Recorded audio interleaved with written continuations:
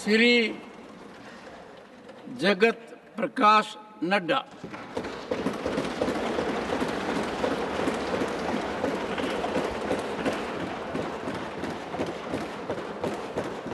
सभापति जी, मैं आज राष्ट्रपति के अभिभाषण के धन्यवाद ज्ञापन के प्रस्ताव पर धन्यवाद देने के लिए और प्रस्ताव के बारे में चर्चा करने के लिए इस अपने वक्तव्य को रख रहा हूं।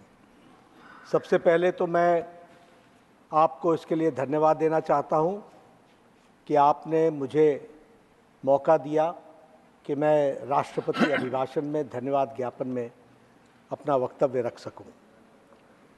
यह जो अभिभाषण है, जिसे महामहिम राष्ट्रपति महोदया ने सेंट्रल हॉल में अपने पार्लियामेंट के कक्ष में उसको हम सब के सामने रखा, उसके बारे में मैं ये कहना चाहता हूँ कि यह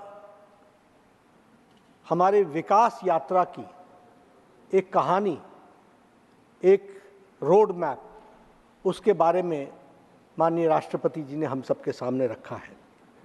और मैं ये कह सकता हूँ कि यह जो अभिभाषण है, ये समग्रता में है, होलिस्टिक है, और ये विकसित भारत को की विकास यात्रा को कैसे आगे बढ़ाया जा रहा है, इसके बारे में बहुत चिंतन करके उस वक्तव्य में बहुत डिटेल से लिखा गया है। और यह हम सब के लिए बहुत ही प्रेरणादायी भी है, जिसे हम सब लोग विकसित भारत को पूरा करने के लिए लगे हुए हैं। मैं यहाँ ये भी कहना चाहता हूँ कि जो उन्होंने सरकार की पॉलिसीज, सरकार के प्रोग्राम्स, कार्यक्रम जो उन्होंने उद्धृत किए हैं, वह दोनों बातों को प्रतिलक्षित करते हैं। एक तो वो प्रतिलक्षित करते हैं कि वर्तमान में किस तरीके से देश आगे बढ़ रहा है, और दूसरा किस तरीके से ये कार्यक्रम और ये नीतियां, ये पॉलिसीज देश को विकसित भारत बनाने में दूरगामी प्रभाव छोड़ रही हैं, उसको भी उद्धृत करता है। यह हम सब लोगों को ध्यान रखना चाहिए। हम सब के लिए खुशी की बात है कि हम अमृत काल में प्रवेश कर चुके हैं, और जब हम अमृत काल में प्रवेश किया है हमने, तो आगे हमारे सामने 25 साल की यात्रा है, जिस यात्रा में हम सब लोगों ने अपने देश को डेवलप नेशन, विकसित भारत, डेवलप भारत, इसके संकल्प को आगे बढ़ाने का तय किया है। और इसलिए हम सब लोग, चाहे इधर हो चाहे उधर हो, हम सब लोग अपने आप को बहुत सौभाग्यशाली मानना चाहिए कि हम उस गौरवशाली समय के साक्षी हैं जिन्हें ये कार्य करने का सौभाग्य प्राप्त हो। मैं यहाँ यह भी कहना चाहता हूँ कि सरकार की नीतियों का सब दूर प्रभाव हम सब लोगों को दिख रहा है और दिखने लगा है। यह ऐतिहासिक पल अमृत काल का हम सब के लिए सच में बहुत ही सौभाग्यपूर्ण स्थिति है, जब हम इस अमृत काल में अपने आप को जोड़ रहे हैं और विकसित भारत की यात्रा में हम सब लोग भी शामिल हो रहे हैं। मुझे पूरा विश्वास है कि सभी लोग, सभी पार्टियों का हम सबको सहयोग मिलेगा, ताकि यह विकसित भारत के संकल्प को हम पूरा कर सकेंगे। अभी अभी हम सब लोगों ने 21 जून को 10वां अंतर्राष्ट्रीय योग दिवस मनाया है, 10th इंटरनेशनल योग डे। कभी हम लोगों ने सोचा नहीं था 10 साल पहले कि भारत की कोई यूएन जनरल असेंबली में कोई प्रस्ताव लेकर के आएगा, और उस प्रस्ताव को एक मत से 77 देश अपना साथ देंगे, और वो अंतर्राष्ट्रीय योग दिवस बन जाएगा। और उसी तरीके से आज हम सब लोगों के लिए खुशी का विषय है कि भारत और दुनिया 10वां अंतर्राष्ट्रीय योग दिवस मना रहा है और इंडिया को, भारत को योग का लीडर मान रहा है। इस बात को भी हमको समझना है। हम सबको खुशी है कि 2023 में इंटरनेशनल मिलेट ईयर, श्री अन्न, जिसे हम मोटा अनाज भी कहते हैं, यह श्री अन्न भारत के एग्रीकल्चर सेक्टर को किस तरीके से एड्रेस करता है, और इसीलिए हमने कहा कि प्रधानमंत्री मोदी जी के द्वारा किया गया कार्य का दूरगामी इफेक्ट क्या होता है, उसको भी हमको समझना चाहिए। आज अंतर्राष्ट्रीय मिलेट दिवस सारी दुनिया मना रही है। श्री अन्न की तरफ हम अग्रसर हुए हैं, और जब हम श्री अन्न की तरफ अग्रसर हुए हैं तो मैं यह भी बताना चाहता हूं कि हमारे किसान भाई, हमारे एग्रीकल्चर सेक्टर से जुड़े हुए लोग, उनको इसका बहुत दूरगामी प्रभाव में लाभ मिलने वाला है। इसको भी हमको ध्यान में रखना चाहिए।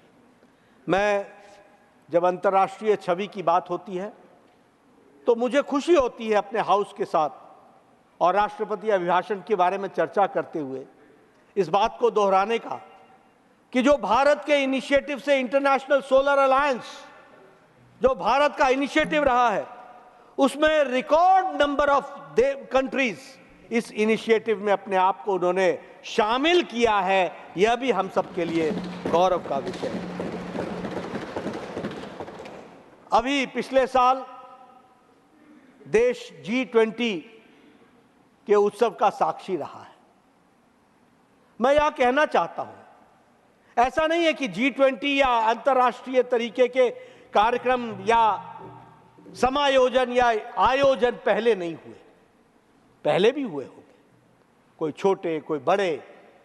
मुझे याद है शायद 70s की बात होगी, उस समय नॉन अलाइन मूवमेंट की भी यहां पर चर्चा हुई थी और इस देश में उसका भी कार्यक्रम हुआ था। लेकिन जब हम G20 की बात करते हैं तो हम देश के साथ इस बात को साझा करते हैं कि यह कार्यक्रम सरकार का कार्यक्रम नहीं बना, यह कार्यक्रम देश का कार्यक्रम बन गया। It became the country's program. और चाहे कोई प्रदेश विपक्ष में हो, चाहे पक्ष में हो, चाहे कहीं कांग्रेस की सरकार हो, चाहे कहीं किसी और पार्टी की सरकार हो, चाहे कहीं हमारी पार्टी की सरकार हो, सारे देश ने G20 को अपने तरीके से आत्मसात किया और G20 एक नेशनल इवेंट और नेशनल फेस्टिव बन गया। इसको भी हमको ध्यान में रखना चाहिए। और लगभग 200 मीटिंगें दिल्ली में नहीं हुई, 200 मीटिंगें देश के कोने कोने में हुई और 75 स्थानों में हुई, और एक तरीके से दुनिया ने भी भारत के दर्शन किए, इंडिया के दर्शन किए इस G20 में। यह हम सबको ध्यान में आता है। मैं यहां यह भी आपको कहना चाहूंगा कि G20 में, यही G20 पहले दूसरे देशों में भी हुआ। हम किसी रेजोल्यूशन पर या किसी हम समझौते पर नहीं पहुंच सके, कोई हम ड्राफ्ट स्टेटमेंट लेकर के नहीं आ सके, लेकिन मुझे खुशी है कि G20 में न्यू दिल्ली डिक्लेरेशन सर्वसम्मति से हुआ और सर्वसम्मति से न्यू दिल्ली डिक्लेरेशन बना G20 का। यह भी हमको ध्यान रखना है। और बहुत खुशी की बात है कि भारत के इनिशिएटिव पर, भारत के नेतृत्व में, भारत के निवेदन पर अफ्रीकन यूनियन को परमानेंट मेंबर के रूप में उसको जोड़ा गया और वह भी हमारा पार्ट एंड पार्सल बना। यह भी हमारे लिए बहुत बड़ी बात है। और इसके साथ साथ जो एक समझौता हुआ जिसमें रेल और शिपिंग कॉरिडोर के रूप में Bharat middle east economic corridor, इसका जो समझौता हुआ, यह भी मैं कहता हूं, समझौता तो G20 में हो गया, पर यह दुनिया में भारत को व्यापार में स्थापित करने में बहुत दूरगामी प्रभाव छोड़ने वाला है। और इस तरीके का हमारा India middle east economic corridor बना, वो भी हम सबको ध्यान में है। मैं यहां यह भी कहना चाहता हूं, हमें याद है कि 2020 में कोरोना आया। किसी को मालूम नहीं था कि इस कोरोना से कैसे लड़ा जाएगा। किसी को मालूम नहीं था कि ये कोरोना का इंपैक्ट क्या होगा। किसी को मालूम नहीं था कि इस कोरोना से लड़ेंगे कैसे।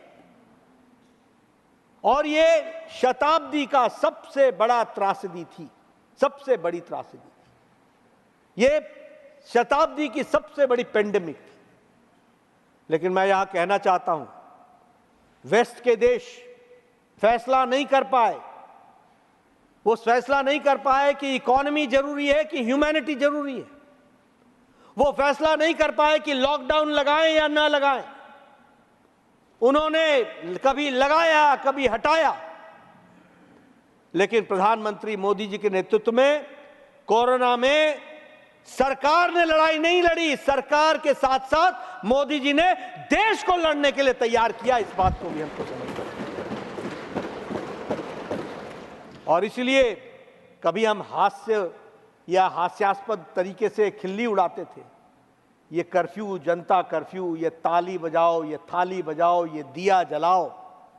लेकिन यही ताली बजाओ, यही थाली बजाओ, यही दिया जलाओ ने देश के कॉन्फिडेंस को बना करके रखा और लॉकडाउन को आगे बढ़ाने में सक्षम हुए। ये भी हम सबको ध्यान रखना। और मैं यहां ये भी कहना चाहता हूं कि कुछ लोग थे जो पूछते थे लॉकडाउन क्यों लगाया, क्यों लगाया, क्यों लगाया। जब लॉकडाउन हटाया तो बोला क्यों हटाया, क्यों हटाया, क्यों हटाया। उनकी जिंदगी क्यों में ही चली गई, उनको समझ में ही नहीं आया। लेकिन प्रधानमंत्री जी, मैं उस समय पूर्व स्वास्थ्य मंत्री था, आज वर्तमान स्वास्थ्य मंत्री हूं। मैं ये कहना चाहता हूं कि उस समय हमारे पास गिने चुने आईसीयू बेड्स थे। उस समय हमारे पास लड़ने के लिए पीपीई किट्स नहीं थे। उस समय हमारे पास लड़ने के लिए दवाई नहीं थी। लेकिन प्रधानमंत्री जी की दूरगामी प्रभाव ने देश को तैयार किया। 2 महीने में हम तैयार हुए, हमारी बहनें तैयार हुई, करोड़ों के हिसाब से मास्क बने, करोड़ों के हिसाब से पीपीई किट्स बना और करोड़ों के हिसाब से भारत ने पीपीई किट बनाना ही नहीं, इस 2 महीने में पीपीई किट एक्सपोर्ट करना भी शुरू कर दिया। यह बदलता भारत हमको देखने को मिला। ये हमारे, मैं यहां यह भी बताना चाहता हूं, आईसीयू बेड्स, ऑक्सीजन की व्यवस्था, हर तरीके से लड़ने की बात की गई। मैं वो दृश्य याद नहीं दिलाना चाहता हूं जब कुछ लोगों ने कहा कि घर को निकल जाओ, सड़कों पर आ जाओ। एक एनआरकी लाने की कोशिश भी हुई, लेकिन उन सब के बावजूद भारत देश एक खड़ा रहा और कोरोना से लड़ने में सफल हुआ। यह भी मैं बताना चाहता हूं। मैं बड़े जिम्मेवारी के साथ कहना चाहता हूं, अध्यक्ष महोदय, वर्तमान में स्वास्थ्य मंत्री और पूर्व के स्वास्थ्य मंत्री के रूप में इस देश में ट्यूबरक्लोसिस की दवा को और नेशनल प्रोग्राम बनने में 25 से 30 साल लगे। अपने देश में टेटनस की दवा को आने में 30-35 साल लग गए। अपने देश में डिप्थेरिया की दवा को आने में 30 साल लग गए। अपने देश में जापानीज इंसेफ्लाइटिस की दवा को आने में 100 साल लग गए। 1906 में दवा जापान में बनी और 2006 में नेशनल प्रोग्राम के रूप में हमारे देश में आया। 100 साल लग गए। लेकिन पहला कोरोना का केस जनवरी 2020 को डिटेक्ट होता है। अप्रैल 2020 को टास्क फोर्स बनता है और मोदी जी के नेतृत्व में देश के साइंटिस्टों ने 9 महीने के अंदर एक नहीं 2-2 वैक्सीन बना करके दी। 2-2 वैक्सीन। मुझे याद है उस समय कहते थे बाहर से मंगाओ, हमें इजाजत दो, हम वैक्सीन खरीदेंगे। प्रधानमंत्री जी का लो खरीद लो। एक हफ्ते में लौट करके आ गए, कहने लगे नहीं आप ही बताओ, आप ही दो। और मुझे खुशी के साथ बताना पड़ता है कि world's largest and world's fastest vaccination programme 220 crore dose, double dose और विथ बूस्टर लगाने का काम किया तो मोदी जी के नेतृत्व में भारत ने किया। ये भी हम सब एक ऑन द लाइटर वेन मैं सुनाना चाहता हूं। हर नेता ट्विटर पर अपनी बातें कहता है। उस समय जब वैक्सीन बन करके तैयार हुई तो क्या कहा गया? ये मोदी टीका है, मोदी वैक्सीन, मोदी वैक्सीन। किसी ने कहा we are not guinea pigs, हमारे ऊपर एक्सपेरिमेंट मत करो, क्लिनिकल ट्रायल्स नहीं हुआ है। लेकिन चुपके चुपके जाकर के मोदी टीका लगा लिया। मैं देखता रहा उनके ट्विटर, मैंने पूछा यार तुम्हारे ट्विटर पर आया नहीं, टीका लगाया कि नहीं लगाया? बोला चुप चुप चुप चुप।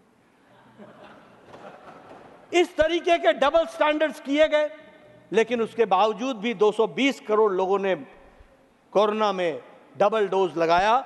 और जो देश, पाश्चात्य देश बहुत समय तक मास्क लगा के फिरते रहे, वहां घनी आबादी में भी हमारे लोग बिना मास्क के रहे। और इस कारण से, क्योंकि उनको डबल डोज लग चुका था विद बूस्टर, ये भी हमको था। मैं यहां जब इकोनॉमी की बात कर रहा हूं तो मैं कहना चाहता हूं कि आज दुनिया की इकोनॉमी, देश की इकोनॉमी, हर इकोनॉमी डिस्टर्ब्ड है। मैं आगे आंकड़ों से बताऊंगा। दुनिया की हर इकोनॉमी डिस्टर्ब्ड है। May it be America, may it be Europe Nations, may it be Australia, may it be Japan, may it be Germany, कोई भी देश आज उनकी आर्थिक स्थिति मुसीबत में है। लेकिन भारत, मैं कह सकता हूं कि इंटरनेशनल मॉनेटरी फंड बोलता है कि the Indian economy is the only bright spot. अगर कोई आशा की किरण है तो वो इंडियन इकोनॉमी है। मॉर्गन स्टैनली बोलते हैं India is different from 2013। Bharat 2013 का भारत नहीं रह गया, ये अब डिफरेंट हो गया है। मूडीज कहते हैं GDP growth forecast increased to 8% for the year 2024। और हम सब लोग जानते हैं कि 10 साल पहले भारत की अर्थनीति 11वें पोजीशन पर थी, 11th पोजीशन पर। और आज भारत उस ब्रिटेन को, जिस ब्रिटेन ने हमारे ऊपर 200 साल राज किया, उस ब्रिटेन को पछाड़कर आज भारत 5वें नंबर की अर्थव्यवस्था बन गया है। We are the 5th largest economy. और आप सबका आशीर्वाद चाहिए प्रधानमंत्री मोदी जी के नेतृत्व में, और आप सबकी शांति चाहिए। प्रधानमंत्री मोदी जी के नेतृत्व में भारत 3रे नंबर की अर्थशक्ति बनेगा, अर्थ लार्जेस्ट शक्ति बनेगा। मैं अपनी बातों को प्रूव करने के लिए आपके सामने इंटरनेशनल मॉनेटरी फंड का world economic outlook growth projection बताना चाहता हूं। United states of America 2.7%, Germany 0.2%, France 0.7%, Japan 0.9%, UK 0.5%, India that is Bharat 6.8%। यह हमारी ग्रोथ इकोनॉमी है। मैं यहां आपको यह भी बताना चाहता हूं कि हमारा ग्रोथ रेट आफ्टर कोविड 2021-22 9.1%, 2022-23 7%, 2023-24 8.2%। और आपको जानकर खुशी होगी और हम सबको खुशी होगी कि भारत आज ग्लोबल ग्रोथ में भारत का कंट्रीब्यूशन 15% है इंडियन इकोनॉमी। और हम, जैसा मैंने कहा कि हम 3रे लार्जेस्ट इकोनॉमी की तरफ अग्रसर होने के लिए लगे हैं। मैं यहां यह भी बताना चाहता हूं कि प्रधानमंत्री मोदी जी के नेतृत्व में उन्होंने कहा रिफॉर्म, परफॉर्म एंड ट्रांसफॉर्म। इसलिए हम स्टेटस कोइस नहीं है, हम रुक जाने वाले लोग नहीं हैं। हम कोई सिर्फ हमारा कोई विपक्ष करे just for the sake of opposition हम रुक जाएंगे, हम रुकने वाले नहीं हैं। हम अच्छा करने के लिए, बेहतर करने के लिए क्या कर सकते हैं, उस बात के लिए हम काम करेंगे। और हमारा फ्यूचरिस्टिक विजन, प्रधानमंत्री मोदी जी के नेतृत्व में है और इसलिए हमारी नीतियां फार रीचिंग हो और उसके लिए हम काम करने के लिए अग्रसर हैं। मैं यहाँ ये भी कहना चाहता हूँ, हमारे यहाँ मैंडेट की बहुत सी बातें हुई। मैं नेगेटिविज्म में नहीं जाता, मैं कोई निराशावादी तरीके से इस बात को नहीं रखना चाहता हूं, मैं आशावादी तरीके से वो कहना चाहता हूं। आज देश ने हमारे डिसाइसिव गवर्नमेंट और स्ट्रांग गवर्नमेंट को ट्रस्ट किया है, विश्वास किया है, इसको हमको ध्यान में रखना चाहिए। आज हमारे देश ने देश की सिक्योरिटी और प्रॉस्पेरिटी को विश्वास में रखा है और इसलिए हमारे साथ खड़ी है। और आज लास्ट माइल डिलीवरी की गारंटी वो मोदी की गारंटी है, इसको देश मानता है और इसीलिए देश विकसित भारत को अग्रसर करने के लिए संकल्पबद्ध है, यह मैं कहना चाहता हूं। हम लोगों ने बहुत से सेक्टर्स के बारे में पूरी ताकत के साथ नीतियों में परिवर्तन करके आगे बढ़ने का तय किया है, लेकिन फिर भी मैं सारे सेक्टर्स के बारे में चर्चा कर पाऊं ये संभव नहीं होगा। ये है संभव भी नहीं है कि कम शब्दों में हम सारे सेक्टर्स के बारे में जो नीतिगत फैसले लिए गए हैं उसके बारे में मैं बता सकूं, लेकिन मैं कुछ बातें जरूर बताना चाहूंगा। मैन्युफैक्चरिंग के बारे में, सर्विस सेक्टर के बारे में और एग्रीकल्चर के बारे में। अगर मैं मैन्युफैक्चरिंग के बारे में बात करूं तो आज ईज ऑफ डूइंग बिजनेस, उसमें भारत ने किस तरीके से अपनी इन्वेस्टमेंट को इंक्रीज किया है, यह भी रिकॉर्ड मार्जिन के तरीके से हुआ है। प्रोडक्शन के साथ इंसेंटिव्स को लिंक किया है और किस तरीके से प्रोडक्शन को बढ़ाने के साथ साथ इंसेंटिव्स को जोड़ा गया है, उसने भी हमारे उद्यमियों को ताकत दी है।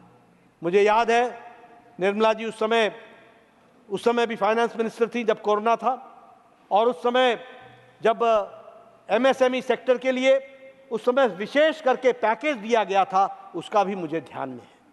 और उस समय लोग बोलते थे पैकेज का मतलब पैसा, पैसा लाओ, पैसा लाओ, पैसा लाओ। जिन देशों ने कोरोना के समय पैसा बांटा, आज उनकी अर्थनीति मैंने आपको बता दी 0.4 से लेकर 0.7% में सीमित हो गई। लेकिन प्रधानमंत्री मोदी जी ने कहा मैं पैकेज में पैसे नहीं बांटूंगा, मैं उसको विकास के काम में लगाऊंगा, मैं उद्यमियों को दूंगा और विकास के साथ उसको जोड़ूंगा। और इसलिए आज हमारी कौमी 8% के ग्रोथ पर खड़ी है, इस बात को। और इसीलिए अगर हम सेक्टर की बात करें, आज फार्मास्यूटिकल्स में इंडिया इज नंबर 2। आज दुनिया की डिस्पेंसरी बन गया भारत। सबसे सस्ती और सबसे असरदार दवा आज भारत प्रोड्यूस कर रहा है। अमेरिकन्स भी आज भारत की दवाई को ले रहे हैं और ओपनली कहते हैं कि भारत की दवाई हमें अच्छी पड़ती है और दुनिया की डिस्पेंसरी बन गया है तो भारत बन गया। उसी तरीके से अगर हम देखें तो हम इलेक्ट्रॉनिक्स में हमारी मैन्युफैक्चरिंग बढ़ी है, स्टील में हम नंबर 2 पर होकर के खड़े हो गए और इसी तरीके से हम फार्मास्यूटिकल से लेकर के अन्य क्षेत्रों में तो बढ़े ही हैं। मैं मोबाइल की चर्चा करना चाहूंगा। 10 years before 97% of mobiles used to come from outside the country. हमारे पास जो मोबाइल होता था made in Japan, made in Taiwan, made in China, made in Korea, made in Vietnam, कोई और देश। आज 97% मोबाइल्स आज भारत में बन रहे हैं, मेड इन इंडिया हो गया है।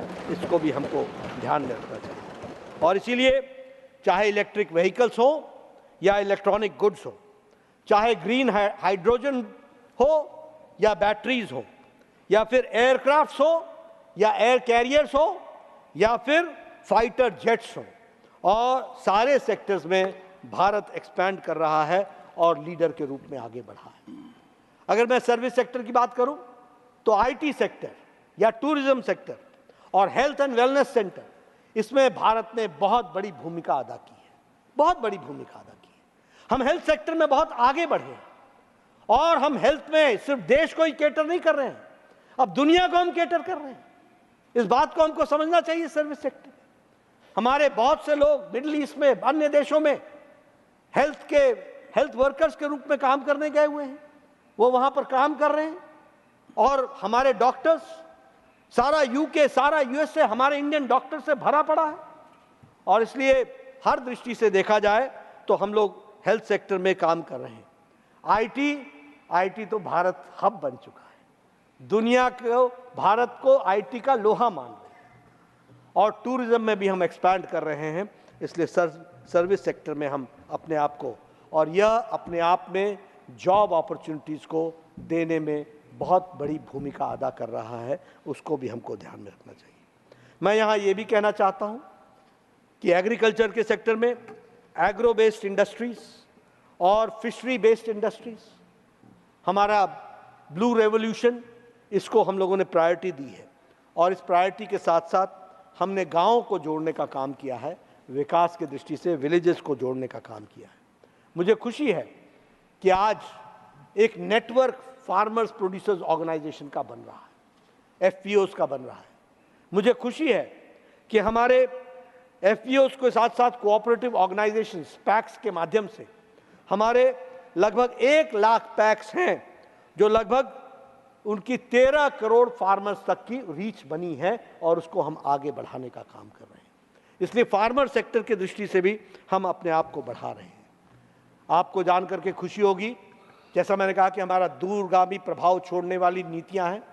हमें मालूम था कि भारत में स्टोरेज की कमी है, और इसलिए मोदी जी के नेतृत्व में एग्रीकल्चर सेक्टर में स्टोरेज को बढ़ाने के लिए और उसकी कैपेसिटी को बढ़ाने के लिए कोऑपरेटिव सेक्टर के माध्यम से हम वर्ल्ड का लार्जेस्ट स्टोरेज कैपेसिटी बनाने वाले हैं, और उसके लिए हम काम करेंगे। कल हमारे प्रफुल्ल भाई धन्यवाद ज्ञापन के वक्तव्य में कह रहे थे कि उस समय शरद पवार जी ने 70,000 करोड़ रुपए फार्मर्स को दिए थे, और उस समय वो बहुत बड़ी एक क्रांतिकारी कदम माना जा रहा था, ऐसा उन्होंने कहा, और वो बात सही भी है। लेकिन आज मोदी जी ने प्रधानमंत्री किसान सम्मान निधि में 3,20,00,000 करोड़ रुपए, if I am not mistaken, correct me, 18वीं किश्त, 18 किश्तों में उसको पहुंचाया गया है, और अभी अभी कुछ दिन पहले 20 करोड़ रुपए की किश्त पहुंचाई गई है। और ये रुकने वाली नहीं है, ये चलने वाली है, ये सतत चलने वाली है, किसानों के बारे में चिंता करने वाली है। हम वन टाइम रिलीफ देने वाले नहीं हैं, हम हैंड होल्डिंग करने वाले हैं। किसान जब तक खड़ा नहीं हो जाता तब तक उसके साथ खड़े होने वाले हैं, उसको भी हमको समझना चाहिए। और इसीलिए हम लोगों ने इसके साथ साथ डाइवर्सिफाई करने के लिए भी एग्रीकल्चर में जोर दिया। इसके साथ साथ हमने ऑर्गेनिक खेती को भी हम लोगों ने जोर दिया, और नेचुरल फार्मिंग को, उसको भी हम स्ट्रेंथनिंग कर रहे हैं। हम ऑल्टरनेटिव्स ढूंढ रहे हैं, और उसके लिए हम प्रेरणा देंगे। अगर मैं इंफ्रास्ट्रक्चर की बात करूं तो मुझे खुशी है आपको बताते हुए कि आज प्रधानमंत्री ग्रामीण सड़क योजना में पिछले 10 सालों में लगभग 3,80,000 किलोमीटर की सड़कें बनी है, 3,80,000 किलोमीटर। मैं यहां बताना चाहता हूं, मैं अपने विपक्षी भाइयों के साथ भी इसको शेयर करना चाहता हूं। मैं 1993 में विधायक बन गया था और बीजेपी ग्रुप का नेता था। 1993 में मेरी कॉन्स्टिट्यूंसी में उस समय लगभग 40 सड़कें थी, और आपको मालूम है बजट कैसे आता था उन दिनों? हमारे को बजट 40 सड़कों के लिए 40 लाख रुपए मिलता था। और जब मैं अपने एक्सीएन से पूछा करता था, mister XEN tell me how this is going to help me, उसने कहा इसका तरीका यह है कि आप 20-20 लाख 2 सड़कों में लगा दो, कम से कम वो तो थोड़ी आगे बढ़ जाएंगे। मैंने कहा ये तो ऊंट के मुंह में जीरा डालने की बात है, क्या करेंगे, कैसे करेंगे? लेकिन आज प्रधानमंत्री ग्रामीण सड़क योजना ने, और मुझे खुशी है ये बताते हुए कि प्रधानमंत्री ग्रामीण सड़क योजना के तहत आज मेरी कॉन्स्टिट्यूंसी में कोई भी सड़क पर किसी भी गांव को पैदल नहीं जाना पड़ता है, ऑल वेदर रोड बन गया और सारे देश में बना है, और 3,80,000 किलोमीटर सड़क बनी, 3,80,000 किलोमीटर।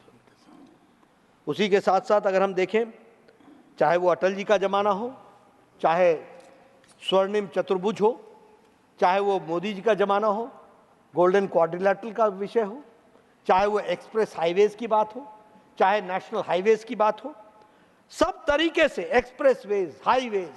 आप देखिए दिल्ली कितना बदल गया। जो बात हो जाती है तो उसको हमें याद नहीं रहता। अब दिल्ली में कोई जयपुर से आने वाला ट्रैफिक जो पंजाब को जाने वाला है वो दिल्ली नहीं आता, वो बाईपास से निकल जाता है। अब कोई राजस्थान के साइड से आने वाला या दिल्ली की तरफ से आने वाला की ट्रैफिक, जिसे दिल्ली से मतलब नहीं, वो दिल्ली नहीं आता, वो बगल से निकल करके मेरठ पहुंच जाता है, वो बुलंदशहर पहुंच जाता है। हाईवेज पे हाईवेज, एक्सप्रेसवेज बन रहे हैं, एक नहीं अनेकों बन रहे हैं। एक टाइम था जब 12.1 किलोमीटर 2014 से पहले 12.1 किलोमीटर पर डे सड़क बनती थी। आज 28.3 किलोमीटर सड़क प्रतिदिन बन रही है। और इसलिए कनेक्टिविटी, अभी दिल्ली मुंबई एक्सप्रेसवे, कौन कौन से एक्सप्रेसवे नाम लेना याद रखना मुश्किल है। कहां से कौन सा एक्सप्रेसवे चला है, कौन सी कनेक्टिविटी किससे जोड़ रही है। मैं यहां पर नॉर्थ ईस्ट के बारे में विशेष करके बोलना चाहूंगा।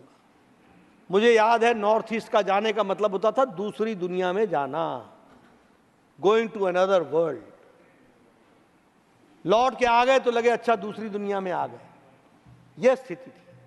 आज देखिए maximum state capitals are now connected with air connectivity, maximum. और अभी सिक्किम में भी एयरपोर्ट बन गया, उसका रिपेयर चल रहा है।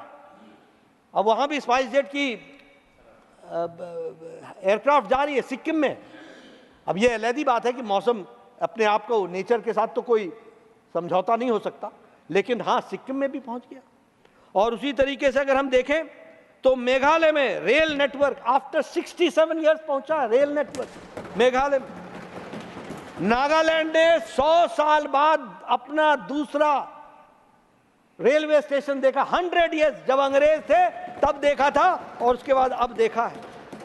और फर्स्ट गुड्स ट्रेन रानी गाइडलू रेलवे स्टेशन पर पहुंची, वो पहली बार पहुंची मणिपुर में, वो भी हमको ध्यान में रखना चाहिए।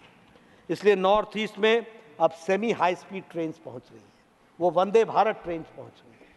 और इस तरीके से act east policy, look towards east, act towards east, east first, इस तरीके की नीतियों को प्रधानमंत्री जी ने लागू किया है।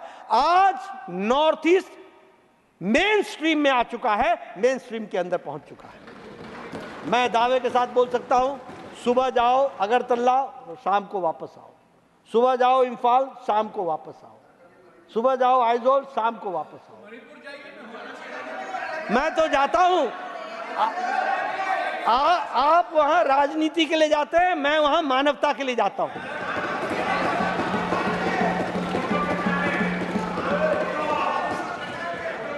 मित्रों, इसलिए north east act east policy को हम आगे बढ़ाने का काम कर रहे हैं। मैं यहां यह भी आपको बताना चाहता हूं कि विशेष करके अभी हमारी आदरणीय बहन जी सुनमान सिंह जी कह रही थी women development and women lead development, मैं उनको धन्यवाद देना चाहता हूं। ये विमेन लेड डेवलपमेंट को अगर किसी ने रूप दिया है तो नारी शक्ति वंदन विधेयक को पास। It is the political will, आपका समर्थन मिला, बहुत बहुत धन्यवाद। लेकिन 30 ईयर्स से बिल पड़ा हुआ था, 30 years, the political will was not there. प्रधानमंत्री मोदी जी ने राजनीतिक इच्छा शक्ति दिखाई और 30 साल का बिल 3 दिन में पारित हुआ और नारी शक्ति वंदन विधेयक को हम लोगों ने लागू किया। मैं यहां पर प्रधानमंत्री आवास योजना की चर्चा कर रहा हूं। 4 करोड़ आवास योजना बने हैं। मैं सभी लोगों से जमीन की बात करना चाहता हूं। मैं 1993 में जब एमएलए बना तो मेरा बीडीओ, ब्लॉक डेवलपमेंट ऑफिसर, मैं बार बार सुनाता हूं उसको, मेरा ब्लॉक डेवलपमेंट ऑफिसर मेरे पास आता था, नड्डा साहब चाय पिलाइए, आपको खुशखबरी सुनानी। मैं कहा चाय तो पियो, उसका खुशखबरी से कोई लेना देना नहीं है, ये तो स्वागत है, आप आइए चाय पीजिए, एक बार नहीं अनेकों बार, पर खुशखबरी क्या है? तो कहते थे इस बार आपको एक पंचायत में 2 इंदिरा आवास योजना मिली है, 2 इंदिरा आवास योजना, बोलो किसको दूं? मैं कहता था भैया तू ही रख ले, तू ही बांट देना, मैं कहां बांट पाऊंगा, 1 अनार 100 बीमार। आज प्रधानमंत्री आवास योजना एक एक पंचायत में 40-40, 50-50 मकान। मैं जमीन की बात बोल रहा हूं। एक एक पंचायत में एक समय में 5 लाख रुपए आ जाए तो बहुत बड़ी बात होती थी। प्रधान जी, प्रधान जी, प्रधान जी, मेरा पोखर का ये ठीक करा दो, मेरे को रास्ता दे दो, मेरे को वो कर दो, मेरे को ये पहुंचा दो। प्रधानमंत्री, प्रधान जी, प्रधान जी। और प्रधान जी हमारे को बोलते थे, विधायक जी, विधायक जी, जरा हमारी चिंता कीजिए। और मैं अगर 2 लाख रुपए उनको एक्स्ट्रा दे दूं तो मैं बड़ा एहसान मानता। देखो अब 2 लाख दे दिया, अब इसके बाद मुंह मत मोड़ना, अपने काम में जुट जाओ, अब अगले साल मिलेंगे। आज एक एक पंचायत को अध्यक्ष महोदय 2.5 करोड़ से 5-5 करोड़ रुपए मिल रहे हैं विकास में, 5 करोड़। और फिर भी हमारा पंचायत का प्रधान बोलता कुछ और। वे इसलिए बोलता है कुछ और क्योंकि उसको मालूम है कि मोदी जी बैठे हैं और वो हमारी बात को सुनेंगे और हमारे। जब मैं प्रधानमंत्री आवास योजना की बात करता हूं, 4 करोड़ मकान बन गए और वो भी महिलाओं को उसमें से ताकत दी गई। मैक्सिमम बेनिफिशियरीज की जो ओनरशिप है वो महिलाओं के पास है। यह महिलाओं का लेड डेवलपमेंट और महिलाओं के बारे में ध्यान रखा गया। और उसी तरीके से अभी जब पहली कैबिनेट हुई, मुझे भी उस कैबिनेट में रहने का सौभाग्य प्राप्त हुआ। प्रधानमंत्री मोदी जी ने फैसला किया कि जो हम चुनाव में कह के आए हैं 3 करोड़ घर और बनेंगे, कोई भी पक्की छत के बगैर इस देश में नहीं रहेगा। ये विकसित भारत की कल्पना को पूरा कर रहे हैं। और उसी तरीके से महिला सशक्तिकरण के दृष्टि से लखपति दीदी, 3 करोड़ लखपति दीदी बनाई जाएगी सेल्फ हेल्प ग्रुप्स की तरफ से। कभी सोचा था कि हम लखपति दीदी बनाएंगे? और संख्या क्या है? 3 करोड़। ये अध्यक्ष महोदय, सभापति जी, ये स्पीड, स्केल और स्किल का परिणाम है कि हम स्पीड में भी मोदी जी के नेतृत्व में मोदी जी काम कर रहे हैं और उसके साथ साथ स्केल को भी बढ़ा रहे हैं। और उसी तरीके से अब सबको अच्छा लगना चाहिए, ऐसा मेरा मानना है। नमो ड्रोन दीदी, अभी 1000 नमो ड्रोन दीदी ने प्रधानमंत्री जी के सामने उसका एक रिहर्सल किया, उसका एक डेमोन्स्ट्रेशन किया, सारी दुनिया ने देखा। ये महिला सशक्तिकरण का कितना बड़ा एक जीता जागता तस्वीर है। और सबसे बड़ी बात यह है कि नमो ड्रोन दीदी यह सिर्फ दीदी ही चलाएंगी। ये हमको समझना चाहिए कि महिला सशक्तिकरण के प्रति किस तरीके का कमिटमेंट है, वो अभी हमको ध्यान में रखना चाहिए। मैं आप सब लोगों को, क्योंकि आप सब लोग भी उसके पार्ट होंगे, मैं तो पहाड़ में रहता हूँ, मैंने तो वो काम कर लिया है, मैं आपसे भी निवेदन करूँगा कि आप करिए। और वो कार्यक्रम है प्रधानमंत्री सूर्य घर मुफ्त बिजली योजना। कृपया करके आप इसका उपयोग कीजिए। और ये जो हमारे कई दल वालों ने कहा हम आपका बिजली का बिल ये कर देंगे, हम वो कर देंगे, बिजली का बिल माफ कर देंगे। अब माफ करने की जरूरत नहीं है, मोदी जी ने आपको आजाद कर दिया है, अब बिजली का बिल ही नहीं आएगा। इस तरीके की परिस्थिति ला करके खड़ी है। बिजली का बिल 0 हो जाएगा, 0। और पैसा कमाएंगे अलग, टका, वो टका टक नहीं, वो घर आएगा, वो घर आए। वो बिजली का बिल, पहले तो आपकी बिजली मुफ्त हो गई, फिर आपकी बिजली ग्रिड में जाएगी और ग्रिड में जितना यूज होगा उतना आपकी आमदनी हो जाएगी। आप बोलो, ये क्या बोलते हैं, आम के आम गुठली के दाम, ये प्रधानमंत्री मोदी जी ने किया है। और मैं चाहूंगा कि आप सब लोग, क्योंकि यह किसी वर्ग विशेष के लिए नहीं है, ये सबके लिए है, आप भी इसका सदुपयोग करें और आप उसमें शामिल हो, ऐसा अच्छा है।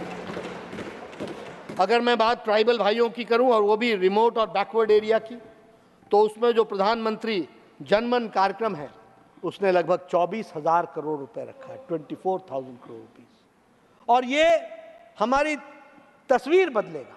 रेजिडेंशियल स्कूल से लेकर के, एकल विद्यालय से लेकर के बाकी सब तरीके से कैसे डेवलपमेंट हो सकता है और उनको जोड़ने का काम इस कार्यक्रम में चलेगा। मैं यहाँ आपके साथ यह भी बताना चाहता हूँ कि ये जो प्रधानमंत्री गरीब कल्याण अन्न योजना है, जिसमें 80 करोड़ लोगों को 5 किलो गेहूं या 5 किलो चावल, 1 किलो दाल दिया जा रहा है, इसका इम्पैक्ट क्या आया है?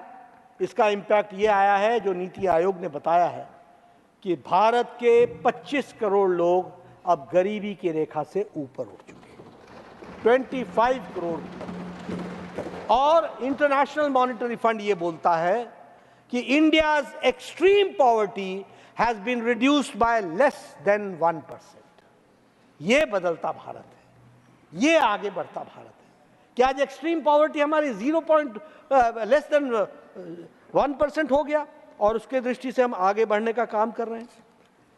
अभी प्रधानमंत्री जी ने 2014-15 में स्वच्छ भारत अभियान के बारे में लाल किले के प्राचीर से कहा था। उस समय इसकी हेठी हुई थी, हंसी हुई थी, इसको मजाक में लिया गया था। और क्या कहा गया था? Prime minister is speaking about Swachhata Abhiyan from the ramparts of Red Fort. लाल किले के प्राचीर से प्रधानमंत्री स्वच्छता की बात कर रहा है, कोई और बात करने को रह नहीं गई। सभापति महोदय, जो सिल्वर स्पून के साथ पैदा होते हैं उनको गरीबी मालूम क्या है? उनको ये क्या मालूम कि आम आदमी का जीवन कैसा दुभर होता है? उनको ये क्या मालूम कि स्वच्छता अभियान का अर्थ क्या बनता है? 12 करोड़ शौचालय बने। मुझे याद है राम मनोहर लोहिया जी ने 66 में पार्लियामेंट में कहा था, मुझे शर्म आती है जब मेरी गाड़ी नेशनल हाईवे पर जाती है और औरतों के झुंड लोटा लेकर के अपने दैनिक नित्यक्रम के लिए जाते हैं, मुझे मानवता पर हंसी आती है। ये राम मनोहर लोहिया जी ने कहा था, ये 66 में कहा था, 1966। और 1966 से 2014 बीत गया, किसी ने चिंता नहीं की। ये चाय वाले का बेटा, साधारण परिवार से आने वाला नरेंद्र मोदी जी, हमारे प्रधानमंत्री जी ने इसकी चिंता की और 12 करोड़ शौचालय बनाए, 12 करोड़। और मुझे खुशी है आपको बताते हुए कि यूएन यूनाइटेड नेशंस के सेक्रेटरी जनरल ने, अंटोनियो गुटरेस ने, यहां भारत में आकर के प्रधानमंत्री मोदी जी को चैंपियंस ऑफ द अर्थ का खिताब दिया था। नड्डा जी, प्रमोद तिवारी जी ने घड़ी की तरफ इशारा किया है। 40 मिनट्स थे, but your party has enough time. You may indicate how much time you will take. थोड़ा लगेगा, मैं जितना कोशिश करूंगा। पर तिवारी जी, मैं तो कभी कभी ही बोलता हूं। तो मैं ये कह रहा था, चैंपियंस ऑफ द अर्थ, इससे नवाजा गया प्रधानमंत्री मोदी जी को, और वह भी यूनाइटेड नेशंस का सेक्रेटरी जनरल, वो भारत आकर के उन्होंने ये खिताब दिया। ये भारत का अर्थ बना। स्वच्छता अभियान का क्या मतलब बनता है, ये हम समझना चाहते हैं। मैं यहाँ ये भी आपको बताना चाहता हूँ, आयुष्मान भारत के साथ मुझे जुड़ने का मौका मिला। सभापति जी, मैं जब पहले स्वास्थ्य मंत्री था तो मुझे विदेश जाने का मिलता था, तो वहाँ एक फैशनेबल वर्ड बन गया था, और वो वर्ड था यूएचसी। एक सेकेंड, आप मुझे भी थोड़ी राहत दीजिए। जब आप स्वास्थ्य मंत्री नहीं थे तब भी आप मुझे बाधित करते थे कि डॉक्टरों के कार्यक्रम में जाओ, और आपने कहा था कि डॉक्टर आपका पीछा नहीं छोड़ते और आप उनका पीछा नहीं छोड़ते। अब वो विभाग आपको मिल गया है। धन्यवाद। ऐसे मैंने 2 अच्छे कार्यक्रम किए हैं। जी। एक भारत मंडप में हजारों डॉक्टर उपस्थित। सभापति जी, मैं आपका धन्यवादी हूं कि आपने मेरा निवेदन हमेशा स्वीकार किया और डॉक्टर्स को उससे बहुत प्रोत्साहन मिला और उनको अच्छा भी लगा। तो मैं कह रहा था आयुष्मान भारत, तो उस समय चलता था यूएचसी, यूनिवर्सल हेल्थ कवरेज। मैं स्वीडन गया, वर्ल्ड हेल्थ असेंबली में गया, UHC, what are you doing about UHC. और मुझे लगता था कि भारत यूनिवर्सल हेल्थ कवरेज के लिए क्या कर पाएगा, हम कहाँ खड़े हैं, हम कैसे कर पाएंगे। हम यहाँ आए, भारत जब आए तो प्रधानमंत्री जी से चर्चा हुई, उनका स्कीम बनाओ, कुछ सोचो। और निर्मला जी को मैं धन्यवाद देना चाहता हूँ जिन्होंने हमारा बहुत योगदान किया। और आपको जानकर के खुशी होगी कि भारत दुनिया का सबसे बड़ा universal health coverage Ayushman Bharat. Bharat की 40% की आबादी, 40% ऑफ पॉपुलेशन, 55 करोड़, और ये कौन लोग हैं? गरीब लोग। कौन? मैं बार बार बताता हूं, ये बाय प्रोफेशन है। रिक्शा वाला, रेडी वाला, फेड़ी वाला, सब्जी वाला, ठेला वाला, रैग पिकर, लिफ्टमैन, बस का ड्राइवर, बस का क्लीनर, ट्रक का ड्राइवर, ट्रक का क्लीनर, बस का कंडक्टर, वेटर जो होटल में काम करता है, ये जो हमारे अपने रैग पिकर्स जो रैग पिक करते हैं, बार्बर जो बाल काटते हैं, ऐसे गरीब लोगों को 5 लाख रुपए का सालाना हेल्थ कवरेज देने का काम किया। और आज आपको जानकर खुशी होगी कि 30,000 करोड़ रुपए गरीबों की सेवा के लिए लग चुका है और 30,000 करोड़ रुपए उन गरीबों के इलाज के लिए लग चुका है। और मैं आप सबको खुशी के साथ बताना चाहता हूं, क्योंकि वो राष्ट्रपति जी के अभिभाषण में उल्लेखित है, सबको बताना चाहता हूं। आप सब लोग मुझे और हम सब लोग अभी 60 से नीचे हैं, लेकिन 70 होने के बाद हम सब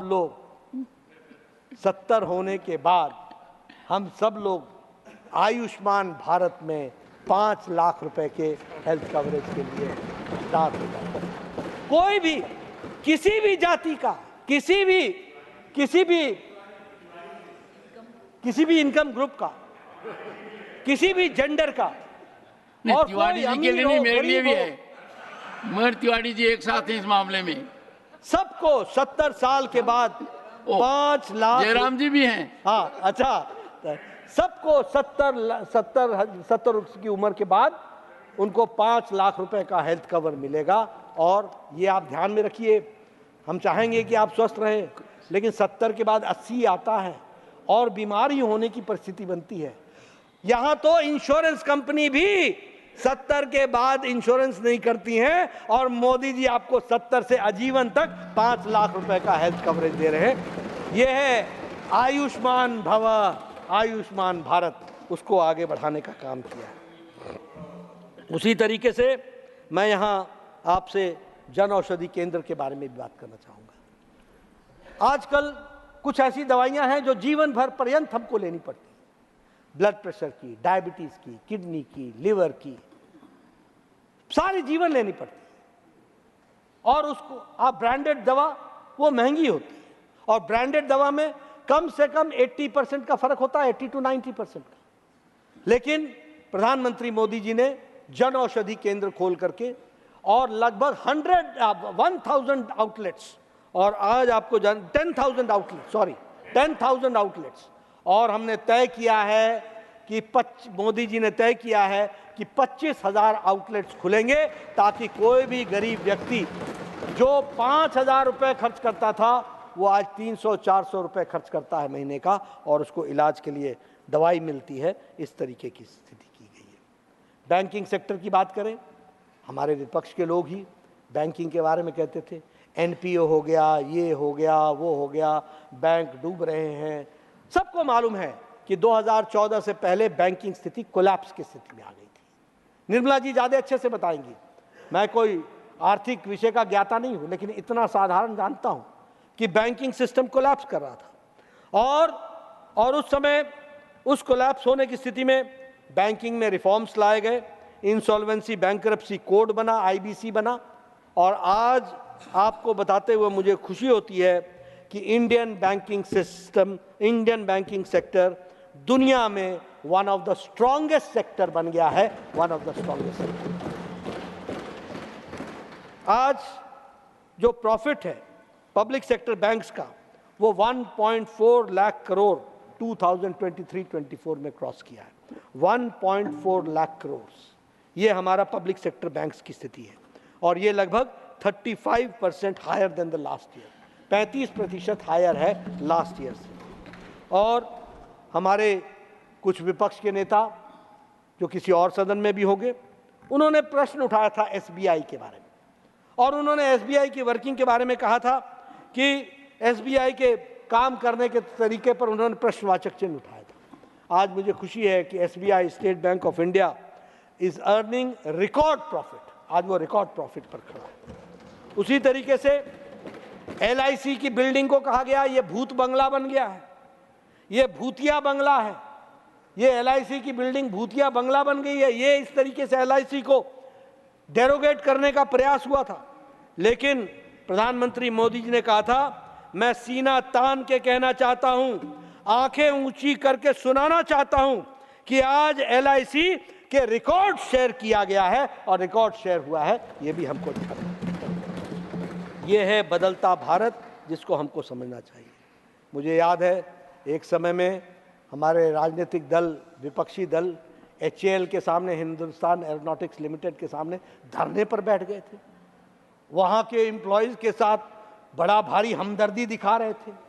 उनके साथ बैठ करके जो अंदर जाना चाहते थे उनको भी बाहर खींच के ला रहे थे और ये टोकनिज्म चल रहा था।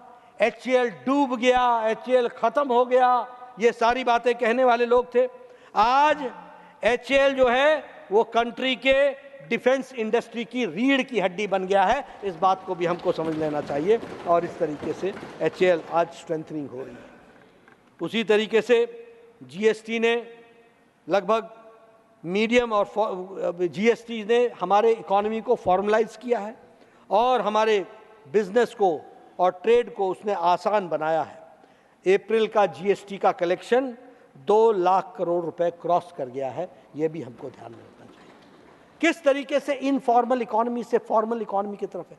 ये ठीक है, नारे देने के लिए और राजनीति करने के लिए GST ये है और वो उसको कोई गब्बर बोले, कोई फलाना बोले, कोई धमकाना बोले। देश ऐसे नहीं चलता। देश बहुत बारीकियों से नीतियां बना करके आगे बढ़ता है, तब चलता है। ये 2 लाख करोड़ रुपए डिपॉजिट ऐसे नहीं आया है। ये जो कई लोग चर्चा करते थे कि ये नोटबंदी हो गई, फलाना हो गई, आज इनफॉर्मल इकोनॉमी से भारत फॉर्मल इकोनॉमी की तरफ आ गई। इस बात को भी हमको समझ लेना चाहिए और इसीलिए आज GST के माध्यम से हम आगे बढ़े। मैं यहाँ पर डिजिटल इंडिया की भी बात करना चाहूँगा। जब डिजिटल इंडिया के बारे में हम बढ़ने की कोशिश की सभापति जी, तो हमारे भारत के ताकत पर प्रश्न खड़े हुए। मुझे याद है हमारे बड़े लर्नेड, आज वो अभी हाउस में नहीं है, चिदम्बरम जी, उन्होंने कहा how will an uneducated lady will use the mobile, कैसे काम होगा, कैसे UPI चलेगा, कैसे डिजिटल इंडिया चलेगा। आज भारत के आपने भारत की ताकत को पहचाना नहीं था, मोदी जी ने पहचाना था। आज आप सब्जी खरीदने जाओ तो वहां भी सब्जी वाला बोलता है ये मेरा है QR कोड, जरा इस पर लगा दो और हमारे को पेमेंट। ये बदलता भारत। 40% वर्ल्ड का ट्रांजैक्शन भारत में हो रहा है, डिजिटल ट्रांजैक्शन 40%। और इसी तरीके से लगभग हमारे डिजिटल इंडिया को के पेमेंट्स हो रही हैं, वो हम सबके ध्यान में है। मैं डिफेंस के बारे में भी बोलना चाहूँगा। मैं एक पहाड़ी राज्य से आता हूँ। दो साधारण भाषा में कहना हो तो पुंछ में गोली चलती थी, राजौरी में गोली चलती थी। जब गोली चलती थी सभापति महोदय, तो वहां का जवान, मैं वहां गया हूं, मैं एक बार नहीं अनेकों बार बॉर्डर पर गया हूं, वहां मुझे जवान बोलते थे साहब अपनी जीवन बचाना ही बहुत बड़ी बात है। मैं पूछता था क्यों?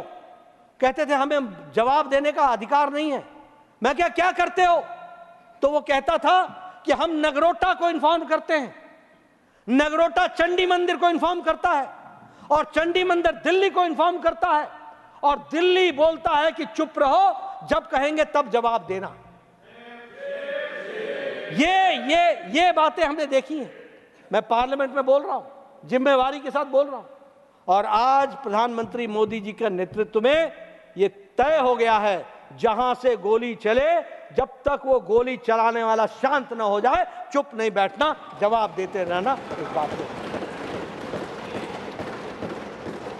मैं इंफ्रास्ट्रक्चर की बात करूं तो मैं इतना जरूर कहना चाहता हूं कि 40 ऑर्डिनेंस की फैक्ट्रीज को रिस्ट्रक्चर किया गया और 7 कोड में उनको डाला गया, 7 कोड्स में उनको डाला गया, 7 डिफेंस के सेक्टर्स में उनको डाला गया।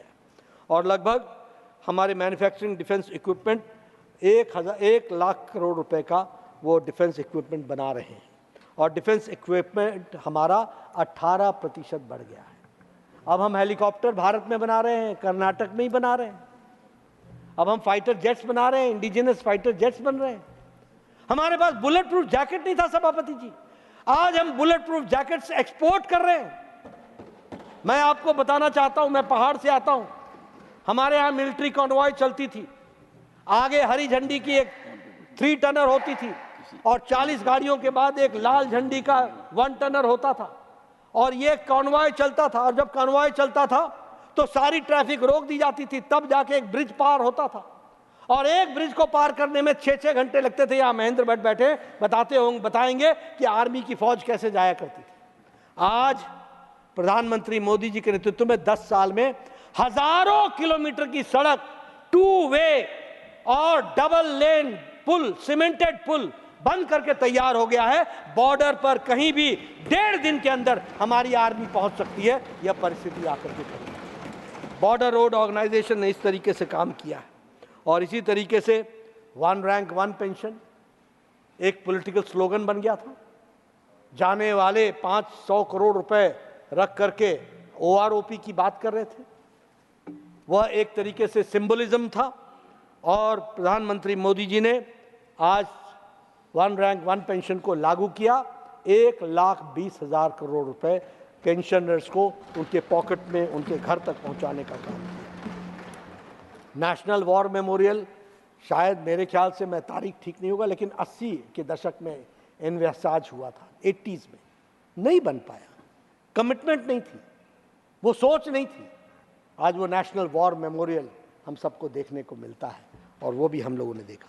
उसमें भी एक इशू खड़ा कर दिया गया कि वो जो हमारी वो शक्ति स्थल है उसको हटाया जा रहा है, उसको खिसकाया जा रहा है, देश के शहीद स्थान को हटाया जा रहा है। वो नेशनल वॉर मेमोरियल में ले जाया जा रहा था। पता नहीं इनको हटाने से कैसी तकलीफ हो जाती है। उसको स्थान दिया जाए, उसको इज्जत दी जाए, वही उसकी आवश्यकता होती है। वो हुआ, वो किया गया। तो इस प्रकार से अगर विकास की कहानी कहें डिफेंस की दृष्टि से, कौन सा इक्विपमेंट है जो भारत में नहीं बना? हर दृष्टि से हम प्रयास कर रहे हैं और इसमें भी कोई दो राय नहीं है कि चाहे हवाई का बेड़ा था, हम MiG-21 में खड़े थे, बेचारे हमारे पायलट्स ट्रेनिंग में ही एक्सीडेंट प्रोन MiG हो गया था, ऑब्सोलीट हो गया था, आउटडेटेड हो गया था, कोई नया बेड़ा नहीं आ रहा था, फैसला नहीं हो पाता था। और जब भी कुछ खरीदारी करने जाओ तो कमीशन का झगड़ा, और कमीशन के झगड़े में स्कैंडल, चाहे ऑगस्टा वेस्टलैंड हो, चाहे चिनूक हो, चाहे रफेल हो। आज प्रधानमंत्री मोदी जी के नेतृत्व में रफेल का बेड़ा भी आ गया, चिनूक भी आ गया। आज विकास की दृष्टि से उसको आगे बढ़ाने का काम हुआ है। इसलिए मैं आपसे ये कहना चाहूँगा कि हमारी कोशिश रही है, प्रधानमंत्री मोदी जी के नेतृत्व में इस सरकार की कोशिश रही है कि देश लंबी छलांग लगा करके कम समय में विकसित भारत के काम को पूरा करे। और इसलिए चाहे इंफ्रास्ट्रक्चर हो, डिफेंस हो, मैंने कुछ सेक्टर्स के बारे में चर्चा की, सबके बारे में सभापति जी चर्चा करना मुश्किल है, लेकिन मैंने कोशिश की है कि मैं उसमें बताऊँ। मैं यहाँ पर यह भी चर्चा करना चाहूँगा, अब खड़गे जी चले गए, हमारे बड़े आदरणीय हैं, मैं सोच रहा था कि वो रहेंगे तो अच्छा रहेगा, लेकिन चलिए, हमारे उनके साथी यहाँ पर हैं तो वो वैसे भी वो एक्टिव रहते हैं, तो वो हमारी बात सुनेंगे और उन तक मेरी बात पहुंचाएंगे। मुझे कल समझ में नहीं आया कि खड़गे जी राष्ट्रपति अभिभाषण पर बोल रहे हैं या चुनावी भाषण बोल रहे हैं। मुझे इसका अंदाजा नहीं मिला, क्योंकि राष्ट्रपति अभिभाषण की दृष्टि से जिन मुद्दों को डेवलपमेंट की दृष्टि से राष्ट्रपति जी ने टच किया उस पर बोलते, पर मुझे लगा कि उनको ध्यान में अभी भी चुनाव का वो बैकग्राउंड में उनके ध्यान में है, इसलिए वो चुनावी मंच की तरह उसको उपयोग कर रहे थे। यहाँ भारत रत्न बाबा साहब भीमराव अम्बेडकर के बारे में चर्चा हुई। मुझे अम्बेडकर जी के बारे में जो उन्होंने कहा वो कष्ट देने वाला भी था और विडंबनापूर्ण भी था। आपने ऐसे भावुक तरीके से बोला जैसे बाबा साहब अम्बेडकर के साथ आपका ऐसा संबंध है। देवराज जी के साथ मेरा है, वो तो मेरा है, इसीलिए मुंह से निकला और वो बारंबार निकलेगा। लेकिन अभी मैं भारत रत्न भीमराव अम्बेडकर जी की बात कर रहा हूं, तो उसके साथ ऐसा संबंध लगा और वो लगा जैसे बहुत दुखी हैं कि जैसे उनकी इज्जत नहीं हुई। लेकिन मैं उनको याद दिलाना चाहता हूं कि आप ही की पार्टी जब बाबा साहब भीमराव अंबेडकर भारत रत्न, जब दुखी होकर के नेहरू कैबिनेट से उन्होंने इस्तीफा दिया था, तो उनको इस्तीफा के बाद इसी हाउस में इस्तीफा पर वक्तव्य रखने से नहीं दिया गया था, उसकी परमिशन नहीं दी। He could not place and he could not speak the reason of resignation. This is on record कि उनको अपने बाबा साहब को यहां पर हाउस में Sir, please look at the records of the house and find out. one second. Nadda ji एक second, सुनो जयराम जी। Sir, I just want the honorable leader of the house to revisit the records of that day and see why that permission was not granted by the chair. This is all part of the record. Okay. October 12, 1951. Please look at the records. 1 second. You have a master historian there. 1 second. So, Jairam ji, Historian is there. one second. I thought you were disputing it. You are not disputing it. You are going beyond it. You may continue. Chairman sir, You may continue. Chairman sir, You may Chairman continue. sir, I must thank Jairam Ramesh for substituting that what I am saying is correct. But he wants you to say more. हाँ, तो अब वो इस्तीफा दिया, उनको बोलने नहीं दिया गया और भीमराव अंबेडकर को दूसरे दिन प्रेस कॉन्फ्रेंस करनी पड़ी। खड़गे जी के दिल में अभी भी टीस है, मैं उनकी सहानुभूति रखता हूं, लेकिन अपने कांग्रेस भाइयों से पूछे ना कि जो आप इधर हमारे से पूछ रहे थे, आपके कांग्रेस पार्टी ने क्या हाल किया उनका, कैसे देखा उनको। फिर उसके बाद अगर मैं कहूं, नड्डा जी, 1990 में I was member of Lok Sabha. 1990 के 2 महीने बहुत महत्वपूर्ण है। मार्च के महीने में लंबे अंतराल के बाद भारत रत्न उनको दिया गया और अप्रैल 1990 में सेंट्रल हॉल में उनका पोर्ट्रेट अनवील किया गया और पोर्ट्रेट अनवील करते समय ये ध्यान रखा गया कि पोर्ट्रेट्स का मूवमेंट कैसे हो। और तब मैंने जानकारी की कि जब से सेंट्रल हॉल में पोर्ट्रेट लगे हैं उनका मूवमेंट होता रहा है, कभी कोई मुद्दा नहीं उठा। आपने 1993 की बात की, शायद आप भी उस समय विधायक होंगे, मैं भी विधायक था। जो आपने कहा मैंने भी आंखों से देखा है। मैं कांग्रेस पार्टी का विधायक था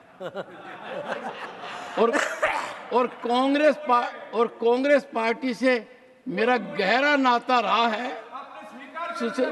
स्वीकार नहीं, मैं कभी कोई चीज को स्वीकार करने से हिचकिचाता नहीं, पर एक समय था जब मैंने ये कहा था, जिसकी बड़ी कोशिश कर रहे हैं जयराम जी, कि जगदीप धनखड़ जब राजस्थान विधानसभा का सदस्य था तो आरएसएस के बारे में क्या कहा, मैं सुनो, मुझे पता है आपकी पार्टी के अंदर इतनी गोपनीयता नहीं है कि मुझे नहीं पता लगे। सुनिए, मैं बताना चाहता हूं, माननीय नड्डा जी, मैं बताना चाहता हूं कि आज से करीब 25 साल पहले सदस्य न होने के बाद मैं आरएसएस का एकलव्य बन गया। और क्यों बना? तपस्वी लोग हैं, राष्ट्रभक्त हैं, समर्पण की भावना उत्कृष्ट है, दूसरे विचार को ग्रहण करते हैं। और मैं तो आश्चर्यचकित हूं कि खुद के अलावा देश की सोचते हैं, समाज की सोचते हैं। तो आप वो एक्सरसाइज बंद कर दो, मैंने कह दिया है। जनवरी 1994। ये तो कह रहा हूं, मैं एकलव्य तब नहीं था, मैं एकलव्य बना हूं 25 साल पहले। के बारे में आपने क्या कहा? सुनो, आप समझ नहीं रहे मेरी बात। मैं कह रहा हूं कि एकलव्य बनने में मुझे समय लगा, वाल्मीकि जी का भी परिवर्तन हुआ था।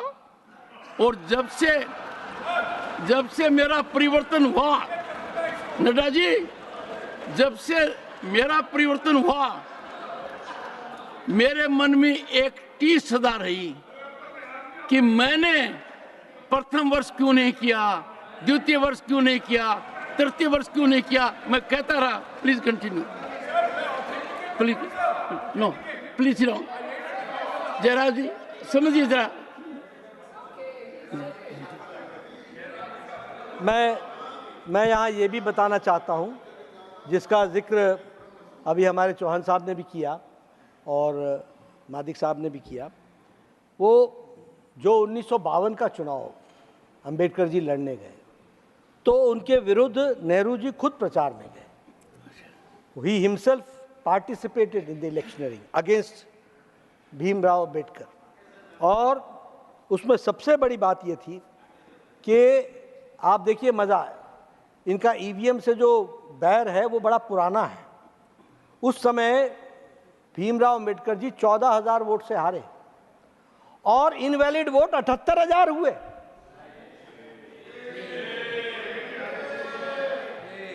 इसलिए बैलेट पेपर से इनका पुराना प्यार है। 78,000। और आजाद भारत, उस समय जयप्रकाश नारायण जी ने कहा कि यह चुनाव में धांधली हुई है। हमने नहीं कहा, जयप्रकाश नारायण जी ने कहा कि चुनाव में धांधली हुई है।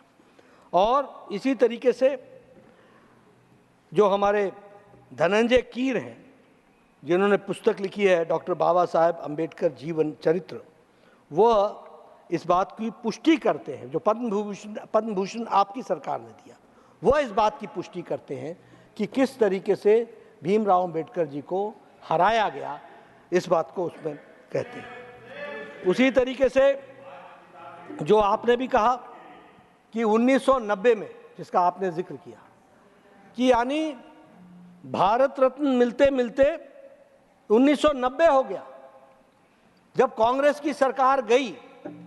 अब खड़गे साहब को बाबा साहब अंबेडकर जी से बहुत हमदर्दी है, व्यक्तिगत रूप में हो सकता है, लेकिन जिस पार्टी में है उसको हमदर्दी कभी नहीं रही, ये मैं जरूर बताना चाहता हूं, कभी नहीं। नड्डा जी, मैं मेरे रूम में बैठा था, तब साहब का भाषण चल रहा था। वही नड्डा साहब बोले तो सामने बैठे साहब ही बोल रहा हूँ। नड्डा साहब का भाषण चल रहा था कि खड़गे साहब हमदर्दी बता रहे थे बाबा साहब अंबेडकर के बारे में, बहुत कुछ कह रहे थे, लेकिन उनको किसने हराया, किसने किया, ये बातें सब उन्होंने कही। नड्डा साहब को भी ये भी मालूम होगा कि डॉक्टर बाबा साहब अंबेडकर की पार्टी अलग थी। एक तो पहले लेबर पार्टी से वो खुद स्थापना की और उसका वो पार्टी के अध्यक्ष के नाते दूसरे पार्टियों से अलायंस करते थे। फिर उसके बाद में उन्होंने लेबर पार्टी को निकालकर उन्होंने शेड्यूल कास्ट फेडरेशन बनाया। फिर शेड्यूल कास्ट फेडरेशन बनाने के बाद उस वक्त भी उन्होंने अपना ही अस्तित्व अलग रखा। वो कांग्रेस के साथ नहीं थे, या कांग्रेस को कभी भी वो यही कहते थे मैं कांग्रेस से दूर हूँ। यहाँ है क्या हमारे? Please no please, leader of the opposition is speaking. सुनो, why should you disturb him? So मैं कांग्रेस से, neither Nadda ji can be disturb nor him. Please continue sir. Congress से मैं दूर हूँ। वो तो यहाँ तक भी बोलते थे कि मैं कांग्रेस के साथ कभी संबंध नहीं रखूंगा। इसीलिए उन्होंने अपनी पार्टी अलग रखी। और जब आज़ादी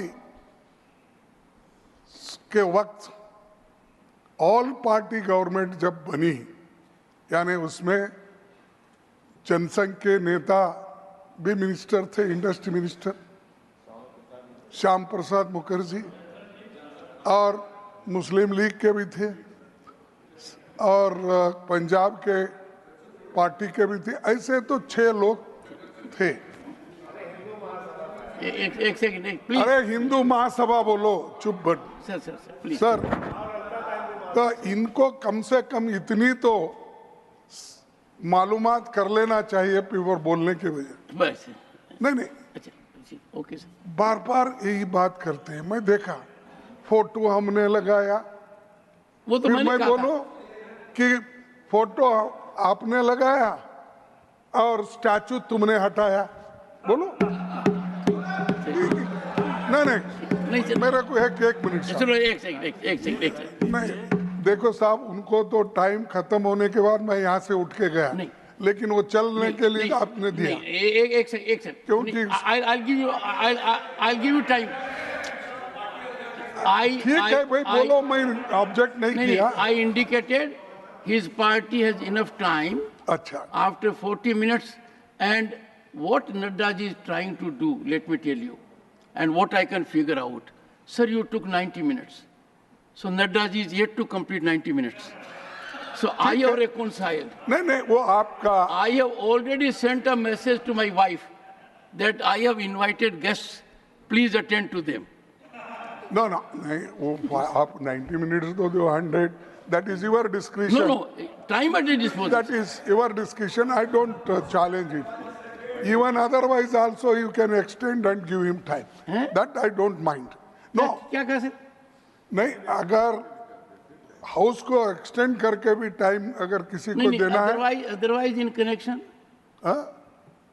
अदरवाइज यानी उनके पार्टी का टाइम ही नहीं, अगर हाउस को बढ़ाना भी है तो कंसेंट से आप बढ़ा सकते हैं।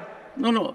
हाउस को Let me put on record 1 second that when Congress party in the last session had run out of time, I gave extra time. Good, thank you. And if there will be any such situation ahead with any political party, I would try to adjust accordingly. Okay sir, thank you. Sir, हाँ, तो मैं यही बोल रहा था कि बार बार बाबा साहब अंबेडकर के बारे में बोल के कांग्रेस को वो उधर उसको कम करने की You made your कोशिश। point, sir. नहीं, मैं समझता हूँ कि उनको ये भी मालूम नहीं बाबा साहब अंबेडकर कौन से पार्टी में थे, कौन से पार्टी उन्होंने बनाई। Thank you, sir. Thank you. बाद में रिपब्लिकन पार्टी भी बनी। Thank you. और किसके साथ इनकी दोस्ती थी? जब हारे बॉम्बे में कम्युनिस्ट, जब तो जॉइंट पार्लियामेंट्री सिस्टम था, उस वक्त जो कम्युनिस्ट और ये जो रिपब्लिकन पार्टी आज है, जो पहले शेड्यूल कास्ट फेडरेशन, दोनों मिलके लड़े। और ये इस देश में ऐसी मानसिकता है, इसीलिए मैं कभी बोले तो आप लोग गुस्सा था, लेकिन मेरे में उससे ज्यादा गुस्सा इसलिए है, मैं हजारों साल से ये सहन कर रहा हूँ ये गुस्सा। और उस वक्त कम्युनिस्ट का कैंडिडेट इलेक्ट हुआ डॉक्टर बाबा साहब अम्बेडकर, उनके अलायंस थे, डिफीट हो गए। Thank you sir. कांग्रेस क्या कांग्रेस? Thank you sir. किसको बोलते हैं? Thank you. आप पढ़िए। अरे हम तो उनके पोस्टर लगा के आए। सभापति जी, नो सभापति जी, take your seat please. Thank you sir. Thank you sir. सभापति जी, one second please. Only those persons whom I give permission can speak. I gave permission to the leader of the opposition. He has made his point. Now Nadda ji is well within his rights to react. One second. Let me plead with all of you. When members speak, please don't interrupt. I was happy that when Khadge ji spoke, the disturbance was minimal. When you are speaking, sir, disturbance is minimal because number may not be there, but Jairam ji is present, so minimal disturbance is there. Sir, I am looking at the clock also. अच्छा एक second sir, leader of the opposition wants to say. Sir Nadda साहब वो आपके तरफ देखकर address नहीं कर रहे थे, अपने पार्टी के सभी एमपीज के तरफ देख रहे थे और आपके तरफ कम देख रहे थे। मैं देखा कि उधर लड़के एड्रेस कर रहे थे। मैं समझा ये कोई एग्जीक्यूटिव कमेटी ये बीजेपी की है समझकर मैं नड्डा जी चले गए। मेरी तरफ देखिए, फिर बाद में आप आपके साथ बात कर रहे I can assure you, no, Honorable Finance Minister, I can assure you, if there is coordination. I fully respect LOP. I fully respect what he says. We should then look at the parliament as a whole. LOP Lok Sabha yesterday was showing his back half the time to the chair. I know that, but I'm looking at the entire parliamentary etiquette. I fully am aware of that, sir. Nadda ji. But parliamentary etiquette applies both Please. to Lok Sabha and Rajya Sabha. Thank you. Nadda ji.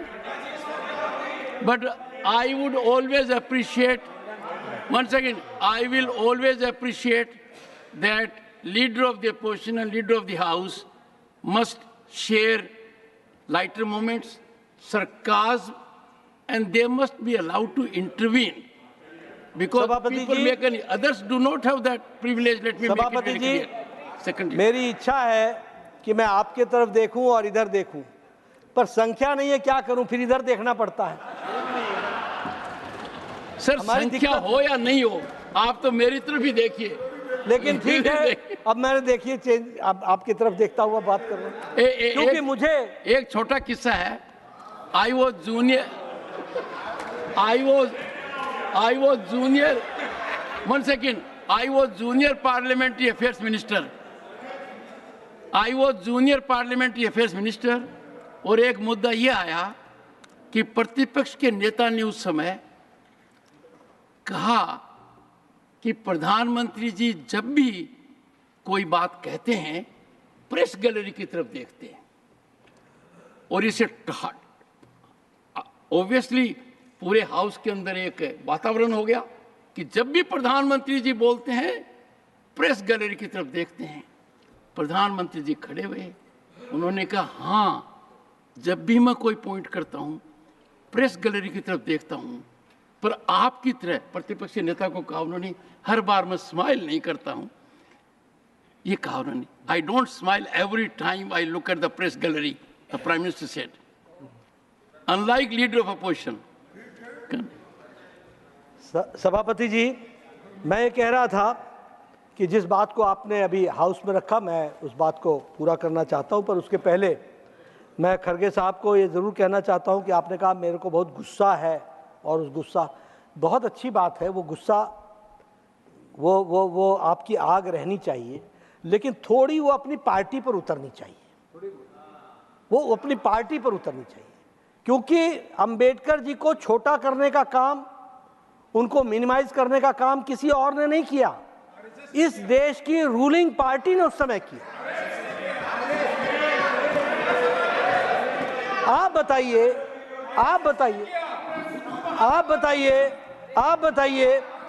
Bharat Ratna देने के लिए 1947 के बाद 1990 तक क्यों इंतजार करना पड़ा, और क्यों गैर कांग्रेसी सरकार, जनता दल की सरकार, बीजेपी के समर्थन से चलने वाली सरकार जब आई तब जाकर के अंबेडकर जी को भारत रत्न मिला, ये मैं कहना चाहता हूं। नहीं सर, अब नहीं, अब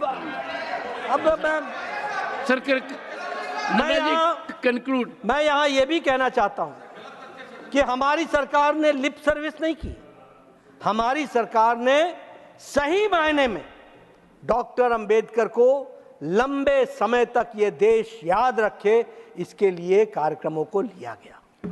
ये प्रधानमंत्री मोदी जी थे जिन्होंने पंच तीर्थ बनाया, ये प्रधानमंत्री मोदी जी थे जिन्होंने जन्मभूमि को, मऊ को जन्मभूमि कहा, और लंदन के घर को वहां भारत के सरकार के पैसे से उस जमीन को लेकर, उस जगह को लेकर के वहां पर फिर से स्मारक बनाने का काम किया, तो नरेंद्र मोदी जी ने किया। दीक्षा भूमि नागपुर में, महापरिवार परिनिर्वाण भूमि वो मुंबई में, दिल्ली में, और चैतन्य भूमि मुंबई में, इस काम को किसी ने किया है तो भारत के यशस्वी प्रधानमंत्री श्री नरेंद्र मोदी जी ने किया। किसी सरकार ने नहीं किया, किसी सरकार ने नहीं किया।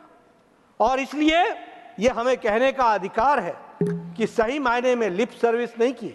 देश के लिए जिस महान विभूति ने, ये जो chief architect of the constitution थे, संविधान को सिर्फ ऐसे ही नहीं लगाया, संविधान निर्माता को देश याद रखे और युगाकुल तक याद रखे, इस बात को काम करने का काम किया। उसी तरीके से जैसा मैंने कहा कि संविधान दिवस 26 नवंबर, जिस दिन ड्राफ्टिंग कमेटी ने फाइनल ड्राफ्ट कर लिया, किसने कहा था कि 2014 तक इंतजार करो?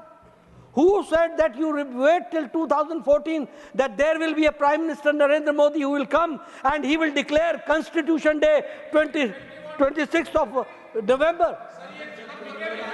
तो ये संविधान दिवस मनाया गया, तो इसको भी हमको ध्यान में रखना चाहिए। और उसी तरीके से मैं यहाँ ये भी कहना चाहता हूँ कि एक इनके ओवरसीज फ्रेंड्स के एक बड़े ओवरसीज फ्रेंड्स के बड़े नेता हैं, ओवरसीज फ्रेंड्स के नेता हैं, और जब समय आता है तो पार्टी से निकाल देते हैं और समय निकल जाता है तो फिर पार्टी में ले आते हैं। और वो वैसे जयराम रमेश जी के साथ मिलते जुलते हैं।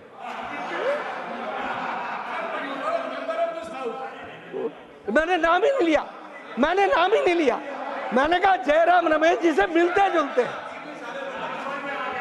और वो क्या कहते हैं कि भारत एक सेकंड, मुझे नहीं लगता कि सृष्टि में कोई भी व्यक्ति जयराम जी से मेल खाता हो। मुझे नहीं लगता।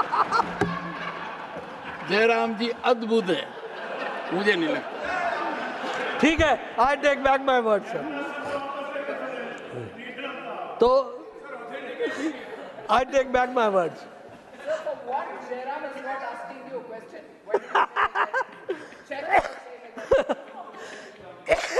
तो मैं ये कह रहा था कि उन साहब ने क्या कहा, उन्होंने कहा कि संविधान बनाने में अंबेडकर जी से ज्यादा बड़ी भूमिका नेहरू जी की है। ड्राफ्टिंग कमेटी के चेयरमैन अंबेडकर जी, दिन रात मेहनत की। हम नेहरू जी के कंट्रीब्यूशन को कोई भूल नहीं सकता, वो है। Nothing will go on record. Nothing will go on record. I have not given you floor. Jairam ji, I have not. Take it. Jairam ji, Take it. Jairam जी, जयराम जी, आप उसको करेक्ट कर दीजिएगा ना। I have got nothing to score, I am here to discuss and to deliberate. तो आप उसको ठीक कीजिएगा ना, फिर मैं आपको ऑथेंटिकेट करूंगा, फिर मैं ऑथेंटिकेट करूंगा। दूसरी बात, जैसा मैंने कहा कि ये नेहरू जी के बारे में कहा गया कि वो अंबेडकर जी से ज्यादा कंट्रीब्यूशन था। कल यहाँ पर मूर्तियों की चर्चा हुई और खड़गे साहब ने बिल्कुल प्रेरणा स्थल के बारे में चर्चा करते वो कोने में डाल दिया, वो कोने में डाल दिया। मैं चाहता हूं कि आप भी प्रेरणा स्थल जाइए, सच में प्रेरणा मिलेगी। सर, प्रतिपक्ष के नेताजी continues to be young even now, तो ये कहना कि जवानी के दिन में ये भी this will not go on record. उस समय के जवान ऐसा उस समय के जवान जब थे तो उस समय से सब चीज़ों को करते होंगे और बहुत अच्छे से देखते होंगे।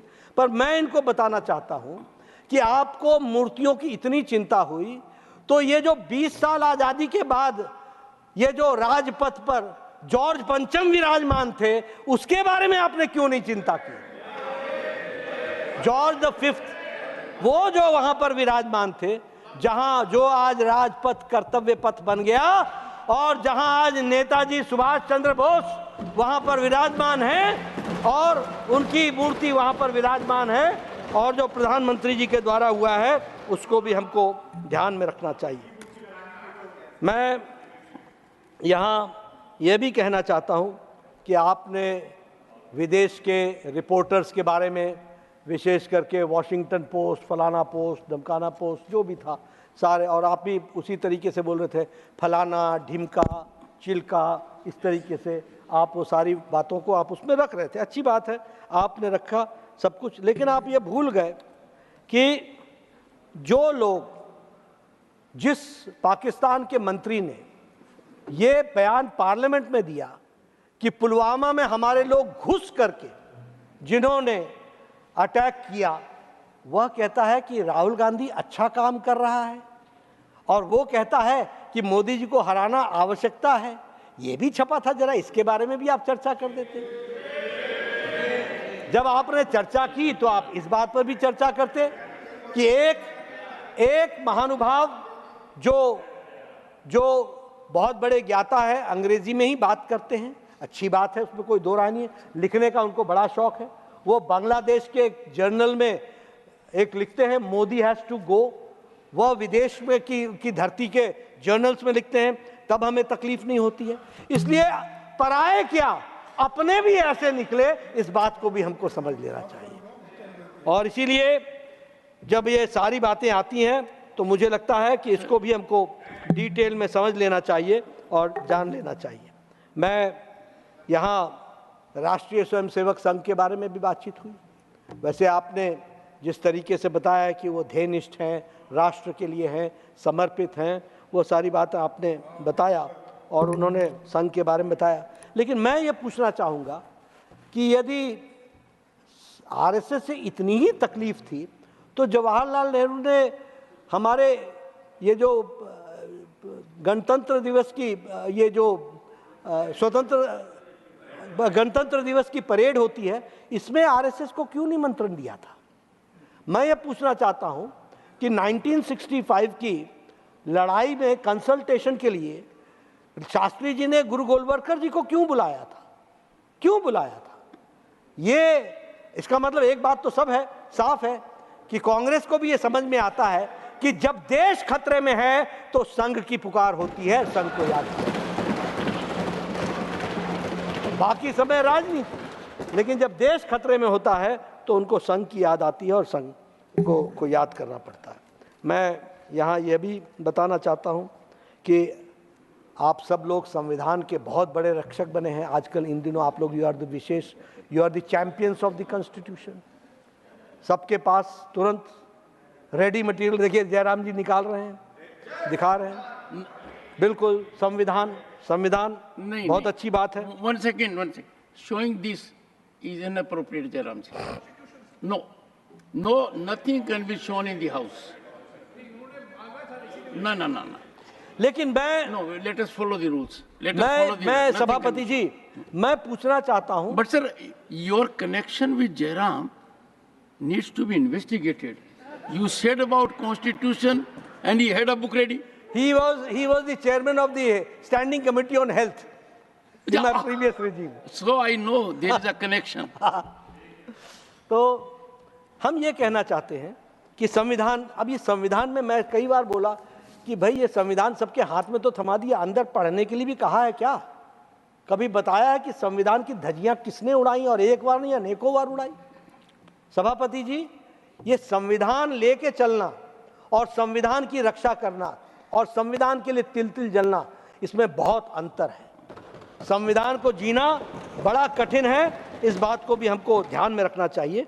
इसलिए ठीक है, अच्छी बात है कि ये संविधान लेकर के चले हैं और उसको आगे रख रहे हैं। मैं यहाँ पर आपसे पूछना चाहता हूँ कि आप संविधान के रक्षक ही थे। मैं कुछ संविधान में किए गए हस्तक्षेपों के बारे में बताना चाहता हूँ। 25 जून 1975 जब जयप्रकाश नारायण के आंदोलन के दौरान जब इलाहाबाद हाई कोर्ट ने इंदिरा गांधी जी को चुनाव को गलत बताते हुए रद्द किया था, तो इंदिरा गांधी जी ने 25 जून 1975 को आपातकाल इमरजेंसी थोप कर लोकतंत्र की हत्या की। और देखिए, संविधान 22 जुलाई 1975 1975 संविधान के 38वें संशोधन करके 38 अमेंडमेंट ला करके आपातकाल पर न्यायिक समीक्षा के रास्ते को बंद कर दिया गया था। ये डॉक्टर अंबेडकर की दुहाई देते हैं। ये मुझे देखिए, इनके नेता जो, अब उनके बारे में मैं कहना नहीं चाहता हूं, उन्होंने पढ़ाई लिखाई कितनी की होगी मुझे मालूम नहीं, लेकिन ये तो एल्डर हाउस है, ये तो पढ़े लिखे हैं, संविधान को लेकर के घूम रहे हैं। ये मुझे बताएं कि 38वां संशोधन किस लिए लाए थे? इसलिए लाए थे कि भारत के जनमानस के गले को बांध दिया जाए, रोक दिया जाए, उनके जवान को रोक दिया जाए। इस बात के लिए आप लेकर के आए थे। मैं यहां आपको बताना चाहता हूं, 7 सितंबर 1976 प्रधानमंत्री राज्यपाल राष्ट्रपति के खिलाफ पद छोड़ने के बावजूद भी उनके खिलाफ कोई मामला दर्ज नहीं हो सकता। आप बताइए, अंबेडकर जी ने कहा equality before all law, everybody, law is equal for But Vice President was not included. नहीं, vice president was not included. Yes, vice president was not. Selective काम। लेकिन दिन दहाड़े संविधान की आत्मा को समाप्त करने का काम किया। और ये देखिए, शब्दावली भी देखिए, पद पर रहते हुए नहीं, पद के छोड़ने के बाद भी उन पर कोई केस नहीं हो सकता है। इसका उन्होंने इंतजाम किया। संविधान के रक्षक हैं भाई। अब उसी तरीके से 1977 में 52nd अमेंडमेंट आया है? मैं आपके संविधान पर बोल रहा हूं भाई, जो आपने मुद्दे कल उठाए उन्हीं पर बोल रहा हूं। अभी मैं Please continue. अब ये 42वें संशोधन में संविधान की मूल संरचना को ही बदल दिया गया, जिसमें मौलिक अधिकारों की कटौती करते हुए मौलिक कर्तव्यों को लागू करने के लिए संविधान की मूल संरचना को बदल दिया गया। यह हुआ वर्ष 1977 में इंदिरा गांधी के द्वारा। और धारा 356 was implemented 90 times, 90 बार राष्ट्रपति शासन लगाया गया। 90 बार, 50 बार इंदिरा गांधी जी ने लगाया और 8 बार जवाहरलाल नेहरू जी ने लगाया, बाकी बचा राजीव गांधी जी ने लगाया। ये संविधान के रक्षक हैं। चुनी हुई सरकारों को एक नहीं 90 बार गिराया है, प्रजातंत्र का गला घोटा है। ये संविधान के रक्षक बन गए। अरे डायरी नुमा कॉन्स्टिट्यूशन को रख लेने से संविधान के रक्षक नहीं बनते। संविधान के रक्षक बनने के लिए उसकी आत्मा को जीना पड़ता है। और हम ये कह सकते हैं कि मोदी जी ने 10 साल प्रधानमंत्री बतौर चलाया है, सिवाय जम्मू कश्मीर में, वो भी कंडीशनल, और पार्लियामेंट में कह करके एक भी जगह राष्ट्रपति शासन नहीं लगाया और चुनी हुई सरकार नहीं। आप वेस्ट बंगाल के गवर्नर रहे हैं, आपको मालूम है बंगाल में क्या क्या हो रहा है। आप जानते हैं अच्छी तरीके से किस तरीके से मानवता का गला घोटा जा रहा है, किस तरीके से लॉ एंड ऑर्डर को जियोपर्डाइज किया जा रहा है, किस तरीके से होस्टेज बनाया जा रहा है। अभी फ्लॉगिंग की एक ताजा मिसाल है। एक शब्द नहीं बोला जाता है विपक्ष से, एक शब्द नहीं बोला जाता है, and they are called as the champions of democracy. ये अपने आप को प्रजातंत्र के चैंपियन कहते हैं, एक शब्द नहीं कहते हैं। मैं उसी तरीके से बताना चाहता हूं कि धारा 356 का किस तरीके से दुरुपयोग हुआ। मैं यहां यह भी बताना चाहता हूं ये विचार कैसे होते हैं। 1987 में प्रेस की स्वतंत्रता को प्रतिबंधित करने के लिए एक कानून बनाया था और अनुच्छेद 19 में विवादास्पद 1951 संशोधन पेश किया गया था। किसके द्वारा? उस समय के तत्कालीन प्रधानमंत्री राजीव गांधी के द्वारा। उस समय ऑपोजिशन, उस समय प्रेस, मीडिया, उसने विरोध किया था, लेकिन आपकी नीयत तो छलक करके आ ही गई थी। आपने तो संविधान के अभिव्यक्ति को, ताकत को रोकने का काम किया। उसी तरीके से मानहानि विरोध कानून, उसको भी 1988 में उसको भी पेश किया गया और उसका भारी विरोध के बाद राजीव गांधी मानहानि विरोध कानून पेश किया गया और उसको भारी विरोध के बाद वह भी वापस लेना पड़ा। इस तरीके से हुआ। तो एक बार नहीं, अनेकों बार आपने संविधान का, मैं यहाँ आपको बताना चाहता हूँ सभापति जी, इमरजेंसी की बात चल रही है। मैं मैट्रिकुलेशन पास करके इंटरमीडिएट का विद्यार्थी बना था। I am an eye witness to it. You will not believe, twice I was arrested, the whole class was arrested twice campus में आकर के सीआरपीएफ बीएसएफ ने सारी क्लास को अरेस्ट कर लिया, इसलिए कि किसी नारे ने इनकलाब जिंदाबाद का नारा लगा दिया। आप इमेजिन कीजिए कि कैसा कैसा देश चल रहा होगा, किस तरीके से लोग काम कर रहे होंगे।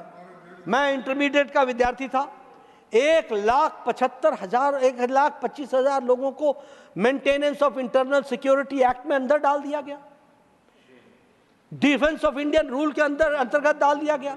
और जो आप आरएसएस की बात बोल रहे हैं, ये आरएसएस के लोग ही थे और ये जनसंघ के लोग थे जिनकी संख्या 75,000 से ज्यादा थी, जो 19 महीने जेल में रह करके आए, हमारे परिवार और हमारे रिश्तेदार रह करके आए, ये हम आपको बताना चाहते हैं। लेकिन वो झुके नहीं, वो खड़े रहे, और उनके चलते आज हमें ये आज़ादी मिली है, आपके चलते नहीं मिली है, ये याद रखिएगा। वो उनके कारण मिली है। और आज हम और ये प्रजातंत्र इतना मजबूत हुआ कि अब कांग्रेस पार्टी भी हिम्मत नहीं कर सकती है कि कभी इमरजेंसी लगा करके दिखाएं। ये आज प्रजातंत्र की मजबूती हुई है, इसको हमको ध्यान में रखना चाहिए। इसलिए ये सारी बातें मैंने आपको कही। अभी आजकल पता नहीं ये राष्ट्रवादी ताकतों को बताने वाले लोग किस तरीके से खड़े हो रहे हैं। सनातन को गाली दो और सेक्युलर बन जाओ, हिंदू को गाली दो और सेक्युलर बन जाओ। हिंदू हिंसक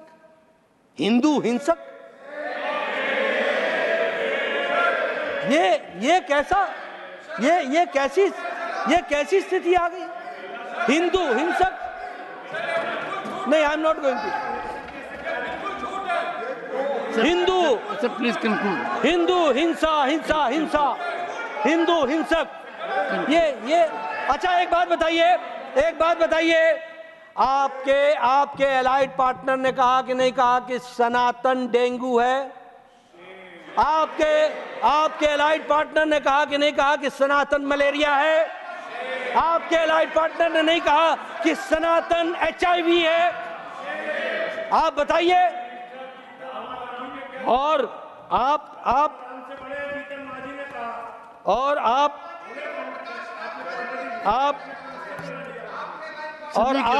देश प्रेम की बात करते हैं। वी कंटिन्यू टुमारो और हाउ नहीं, बस 5 मिनट्स 10 मिनट्स, ज्यादा नहीं। अब उसी तरीके से देश में नफरत फैला रहे, नफरत। और मैं तो प्रेम की गंगा बहा रहा हूं, वाह रे वाह, प्रेम की गंगा। हिंदू हिंसक, सनातन मलेरिया, सनातन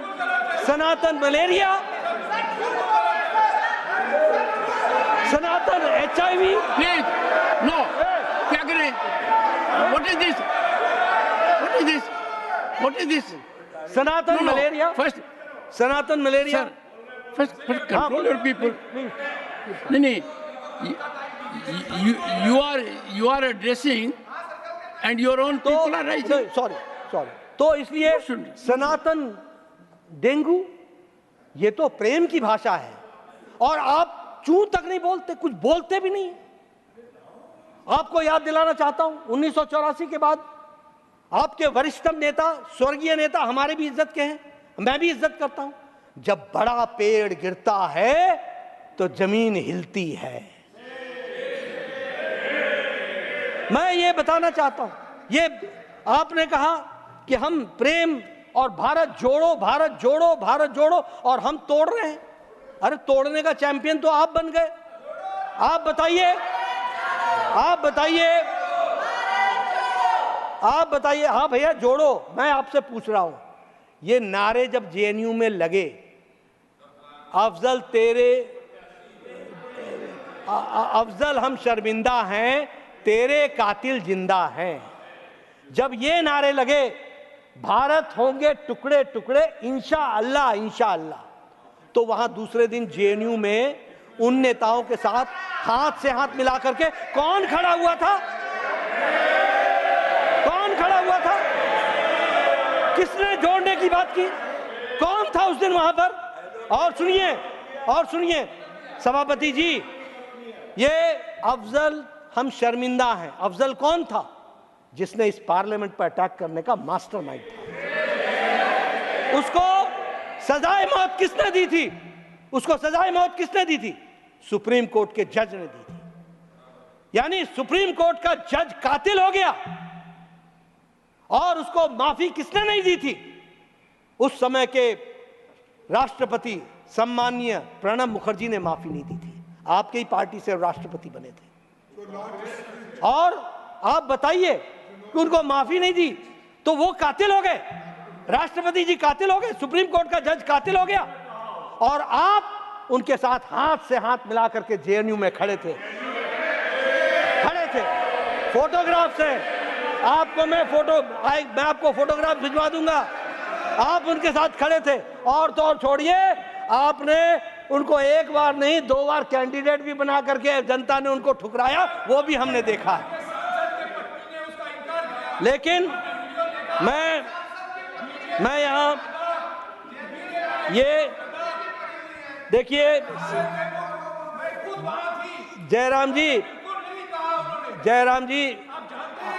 जयराम जी सच्चाई कड़वी होती है, सच्चाई कड़वी होती है, तीखी लगती है, मिर्ची लगती है, उसमें तकलीफ होती है, मैं समझ सकता हूं, लेकिन सच्चाई डाइल्यूट नहीं होती है, सच्चाई सच्चाई रहती है। नेता आप बताइए, नेता जेएनयू कैंपस गया था कि नहीं गया था? हाँ या ना? गए थे तो आप उनके सॉलिडारिटी में खड़े हुए थे कि नहीं हुए थे? खड़े हुए थे कि नहीं हुए थे? अगर खड़े हुए थे तो उसने नारा क्या दिया था? उसने नारा क्या दिया था? नारा दिया था, अफजल हम शर्मिंदा हैं, तेरे कातिल जिंदा हैं, भारत होंगे टुकड़े टुकड़े इंशाअल्लाह इंशाअल्लाह। 2 more minutes। ये जिस तरीके की भाषा की बात करते हैं, और अब इसके साथ साथ मैं एक बात और कहना चाहूंगा अंत में। अच्छा। आजकल अब क्या होता है, अब जयराम रमेश जी का सुनते हैं लोग नेता तो अच्छी बात है, कुछ पॉलिटिकल इनपुट आएगा। खड़गे जी की भी सुन लेते तो भी अच्छी बात थी, पॉलिटिकल इनपुट आएगा। जवानी के दिन ये उनको याद कराएंगे तो सब लोगों को समझ में आएगा और सारी बातें। लेकिन अब क्या होता है कि वोट पाने के लिए अगर कोई आप एनजीओ से इनपुट्स लो तो फिर वो इनपुट जो होता है वो हर तरीके से नुकसानदेह होता है, तकलीफजनक होता है। आजकल आपने नया नारा ले लिया, ओबीसी ओबीसी ओबीसी ओबीसी, जैसे आपको वो वैतरणी पार कराने के लिए ओबीसी का एक सहारा लेकर के आप चलने की बात कर रहे हैं। आपको कोई हमदर्दी नहीं है, हमदर्दी कोई नहीं है ओबीसी से, लेकिन हाँ राजनीतिक दृष्टि से आजकल आप ओबीसी ओबीसी ओबीसी कर रहे हैं। मैं आपसे पूछता हूं, आप ही की सरकार थी, काका कालेलकर की रिपोर्ट कहां पड़ी थी? इंदिरा गांधी जी के टाइम पर वो क्या कर रही थी? मैं पूछना चाहता हूं, ये मंडल कमीशन इंदिरा गांधी जी और राजीव गांधी जी के टाइम पर क्या कर रहा था? कहां धूल खा रहा था? वो तो जब जनता दल की सरकार आई तो पहली बार रिजर्वेशन मिला और 27% रिजर्वेशन मिला। मैं यहाँ ये भी आपको बताना चाहता हूँ कि वह रिजर्वेशन तो मिला ही, और उस रिजर्वेशन के साथ साथ अभी प्रधानमंत्री मोदी जी ने कॉन्स्टिट्यूशनल स्टेटस अगर ओबीसी कमीशन को दिया है, किसी और ने नहीं दिया, वह कॉन्स्टिट्यूशनल स्टेटस प्रधानमंत्री मोदी जी ने दिया। इसलिए हम कहते हैं we don't do lip service, we deliver, we don't do lip service, we don't play politics. हम राजनीति नहीं करते हैं, हम धरती में जाकर के ओबीसी की तकलीफ को समझ करके उसको आगे बढ़ाने का काम मोदी जी करते हैं। इस बात को हमको समझना। मैं अंत में से, क्योंकि सब लोग बड़े ये सेकंड रिजर्वेशन, सेकंड अंत है, लास्ट हमारे अंत में हमारे रिजर्वेशन पर कई लोग चैंपियन बनने की कोशिश करते हैं, लेकिन वो अपना अतीत इतिहास उसको पढ़ते नहीं है। मैं इसको ऑथेंटिकेट कर दूंगा जी, जो मैं पढ़ रहा हूं। जवाहरलाल नेहरू जी ने कहा, सर वही डॉक्यूमेंट ऑथेंटिकेट होते हैं जिनके बारे में मैं कहता हूं जी। तो आपसे ज्यादा रेडी रेफरेंस कहाँ आ सकता है सर? लेकिन latest to the chief minister में उन्होंने कहा, this necessitates our getting out of the old habit of reservation and particular privileges being given to this Sir, caste. what or are you that. reading? I am reading Jawaharlal Nehru's letter. What is the date? Content is that Date.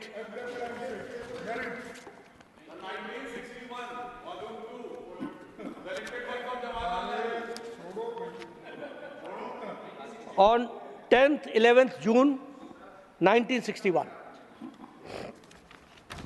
This necessitates our getting out of the old habit of reservations and particularly privileges being given to this caste or that group. Recent meetings we held here, at which the chief ministers were present, to consider national integration laid down that help should be given on economic considerations and not on caste basis. It is true that we are tied up with certain rules and conventions about helping the scheduled castes and tribes. They deserve help, but even so, I dislike any kind of reservation, more particularly in the services. I react strongly against anything which leads to inefficiency and second-rate standards. I want my countrymen to be first class in country in everything. The moment we encourage the second rate, we will be lost. We are lost. Authenticate. Jawaharlal Nehru मैं authenticate This may be authenticated. तो मैं इसलिए कह रहा हूं Conclude, sir. कि आपकी नीयत क्या थी और आज आपको ओबीसी की चिंता हो गई, आज आपका हृदय परिवर्तन हो गया, देर आए दुरुस्त आए, सही रास्ते पर आए, चलो हम अभी भी साथ चलेंगे और देश को मजबूत बनाने के लिए और आपसे एक कमिटमेंट में लेना चाहूंगा कि आप सब लोग विकसित भारत में जुड़े। इन्हीं शब्दों के साथ बहुत बहुत धन्यवाद। The House stands adjourned to meet at 11 a.m. One second. Sir, briefly, very briefly. देखिए, वेरी ब्रीफ का क्वेश्चन नहीं है। देखिए, सदन One second. में No, please sit down. I have given अरे किसको permission. जाना है तो to- जाइए, One second. लेकिन मुझे clarify करना है। I have given permission to the leader of the opposition, and by his position, he has every right to make a statement. Sir. I only prayed to him to keep it brief.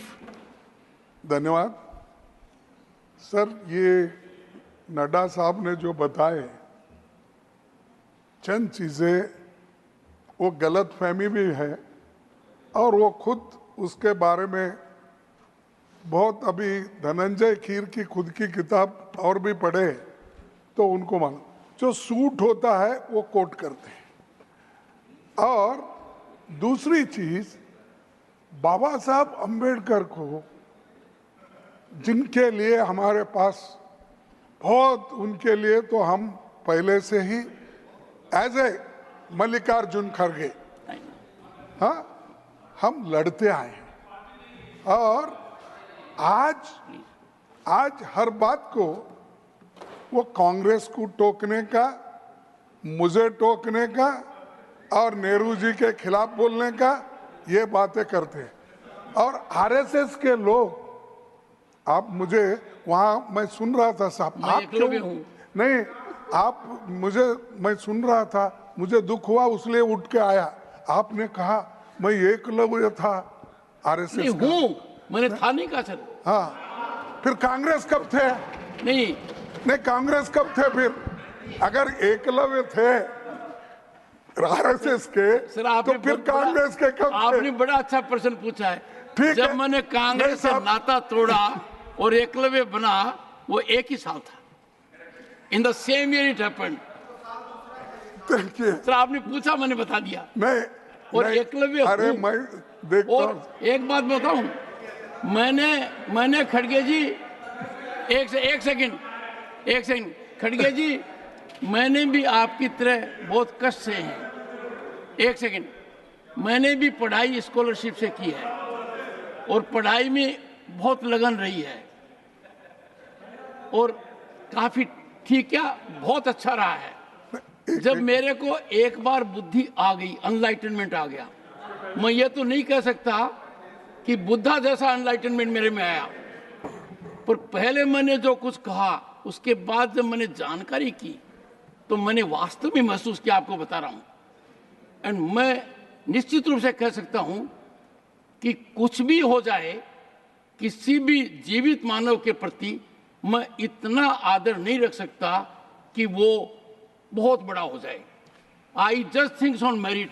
मुझे लगे बहुत तपस्वी आदमी है, बहुत तपस्या करते हैं, बड़ा कमिटमेंट है, समाज का हित देखते हैं, कोई लक्ष्य नहीं रखते देश हित के अलावा, राष्ट्रवाद से ओतप्रोत है। तब मैंने कहा प्लीज, और अब भी मैं ये भावना रखता हूँ, और ये भावना हर दिन बढ़ती जा रही है। सुनिए, ये भावना निरंतर बढ़ती जा रही है। आपको मैं हाथ जोड़ के कहता हूं, आप इस सदन के मुखिया हैं, आप हम सबका रक्षण करना है, किसी एक फिलॉसफी आइडियोलॉजी का प्रचार करना नहीं है। प्रचार नहीं कर रहा, नहीं मैं आपको बोलता हूँ, मैं जो हूँ वो बता रहा हूँ। देखो साहब, ये चीजें अगर आप बोलते उस सीट से गलत मैसेज जाएगा और पूरे देश में जाएगा, इसीलिए मैं वो बात कर रहा हूँ, सकारात्मक मैसेज, मैं सुनने, सार्थक मैसेज। मैं वो सुनने के बाद ही आया, वो बात कर रहे तो मैं निग्लेक्ट किया था, लेकिन आप बोले ये अच्छा नहीं है, आगे भी आप अच्छा इसके बारे में राय मत दीजिए, आप अलग है। वो कभी कभी ऐसा होता है कि भ्रम में बोल देते हैं, लेकिन मैं आपसे विनती करूंगा, ये चीज सर आप में मेरे में एक मतभेद है। मैं बोलते, एक सेकंड, मैं बोलते समय बहुत नापजोक करता हूँ, लेकिन ये गलत बोल, मैं कोशिश करता हूँ कि मैं किसी को हाथ नहीं करूँ। जब मेरे को बहुत पीड़ा होती है और खून की घूंट भी पीता हूँ तो बर्दाश्त ही करना चाहता हूँ। ये जो मैं कह रहा हूँ, संविधान के तहत जो मैंने शपथ ली है, इससे पूरा मेल खाती है, मेरी शपथ के बिल्कुल विपरीत नहीं है।